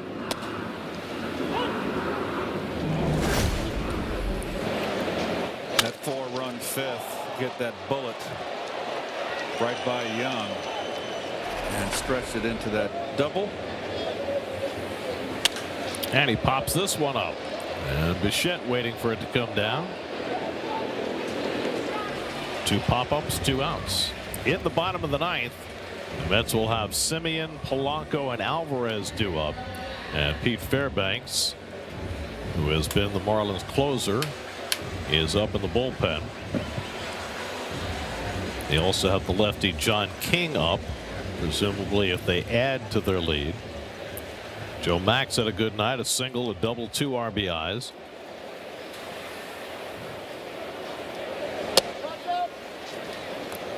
Xavier Curry back in 2023 had a 6-inning start for the Guardians. That's the longest outing of his career. He's gone 4 2/3 tonight in relief. And ahead on Mac 0-2.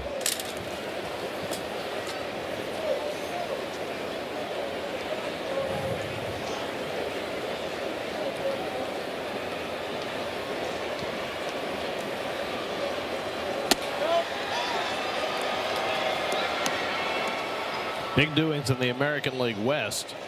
The Astros lead the Rangers tonight 4-0 in the 5th behind Hunter Brown. If Houston wins, they're in first place. That's right. I mean, they were dead and buried.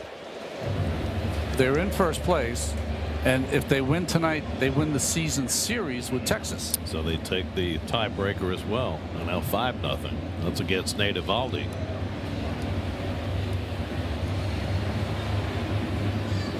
I mean, they're going to move into first place, a game over 500 if they win. Crazy. Seattle in their last 19, 6-13. Swing and a miss, and Curry finishes off 5 innings of relief with his 2nd strikeout. Yeoman work by Curry to save the rest of the bullpen, which, you know, might have been traded. Go to the bottom of the 9th. It's 5-2. We will be in Pittsburgh next week for Friday Night Mets on Pix 11. Coverage will begin at 6 with the Cure Auto Insurance pregame. Then first pitch will come your way at 6:40. Last of the 9th, Mets down 5-2. Pete Fairbanks will be bidding for his 16th save. It has not been a pretty year for Fairbanks. But he's 15 out of 18 in his saves. Look at the earned run average. Yeah, it wasn't pretty last year in Tampa Bay either. So. Well, what has plagued him has been the home run ball. Marcus Semien leads off his 2nd at bat of the night and takes cutter for a strike. 33 innings for Fairbanks this year, 8 home runs. That's money time, too. That's like Edwin Diaz 2019. Yeah, remember that. Gave up 15 that year. He's got a for such a tall guy, he kind of takes that ball, puts it right by his ear, catcher style, very short. Oh, quick pitch. Almost got Marcus in the head. Maybe he shouldn't be so quick. No.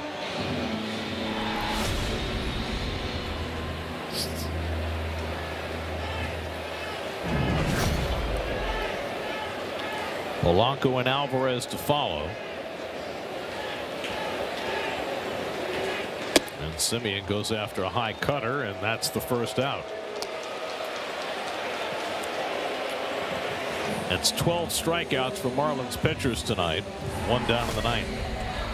It was a breaking ball that many times you've seen that maybe hit out of the ballpark, and that's why Marcus is so mad that he didn't make contact. Yes.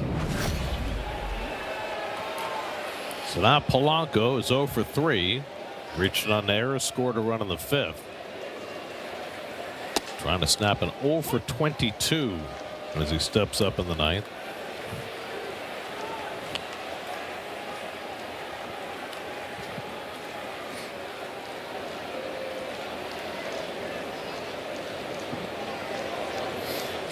And he smokes this one out to right field, but right there is Ruiz waiting for it. And the Mets are down to their final out of the night.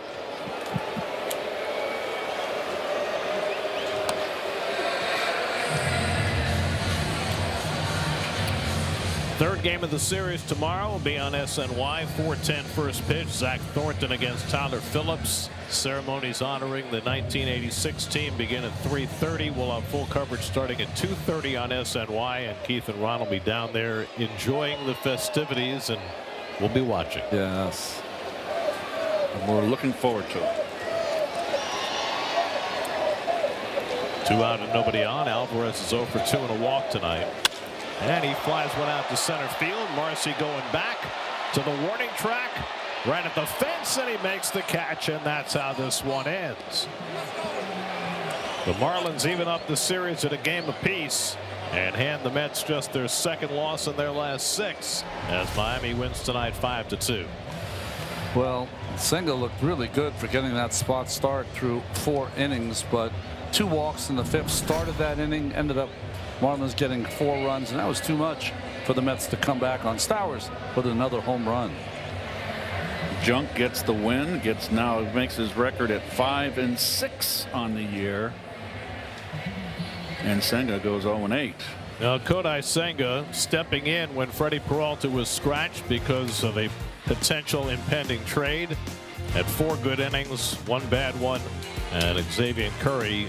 Ullman worked to soak up the last 5. Stop and Shop game summary as the Marlins win 5-2. Mets baseball on Pix 11 is brought to you by Cambridge Paving Stones. With Armor Tech, your outdoor dreams come true. By Parker Life, we make aging part of life. By Jake's 58 Casino Hotel, where Long Island wins. And by Blue Chew Gold, knock it out of the park every time. Final score tonight, the Marlins 5, the Mets 2. Game 3 of this series tomorrow on SNY. Special coverage begins at 2:30 with the 40th anniversary celebration of the 1986 team. Game time at 4:10 with Zach Thornton on the mound for New York. Back on Pix 11 next Friday from Pittsburgh. Coverage begins next Friday from PNC Park at 6 o'clock. Coming up on Pix 11, it's New York Nightcap, and on SNY, it's Mercedes-Benz post-game live. Now for Keith Hernandez, Ron Darling, Steve Gelbs, and our entire crew, I'm Gary Cohen at Citi Field. We'll see you tomorrow afternoon over on SNY.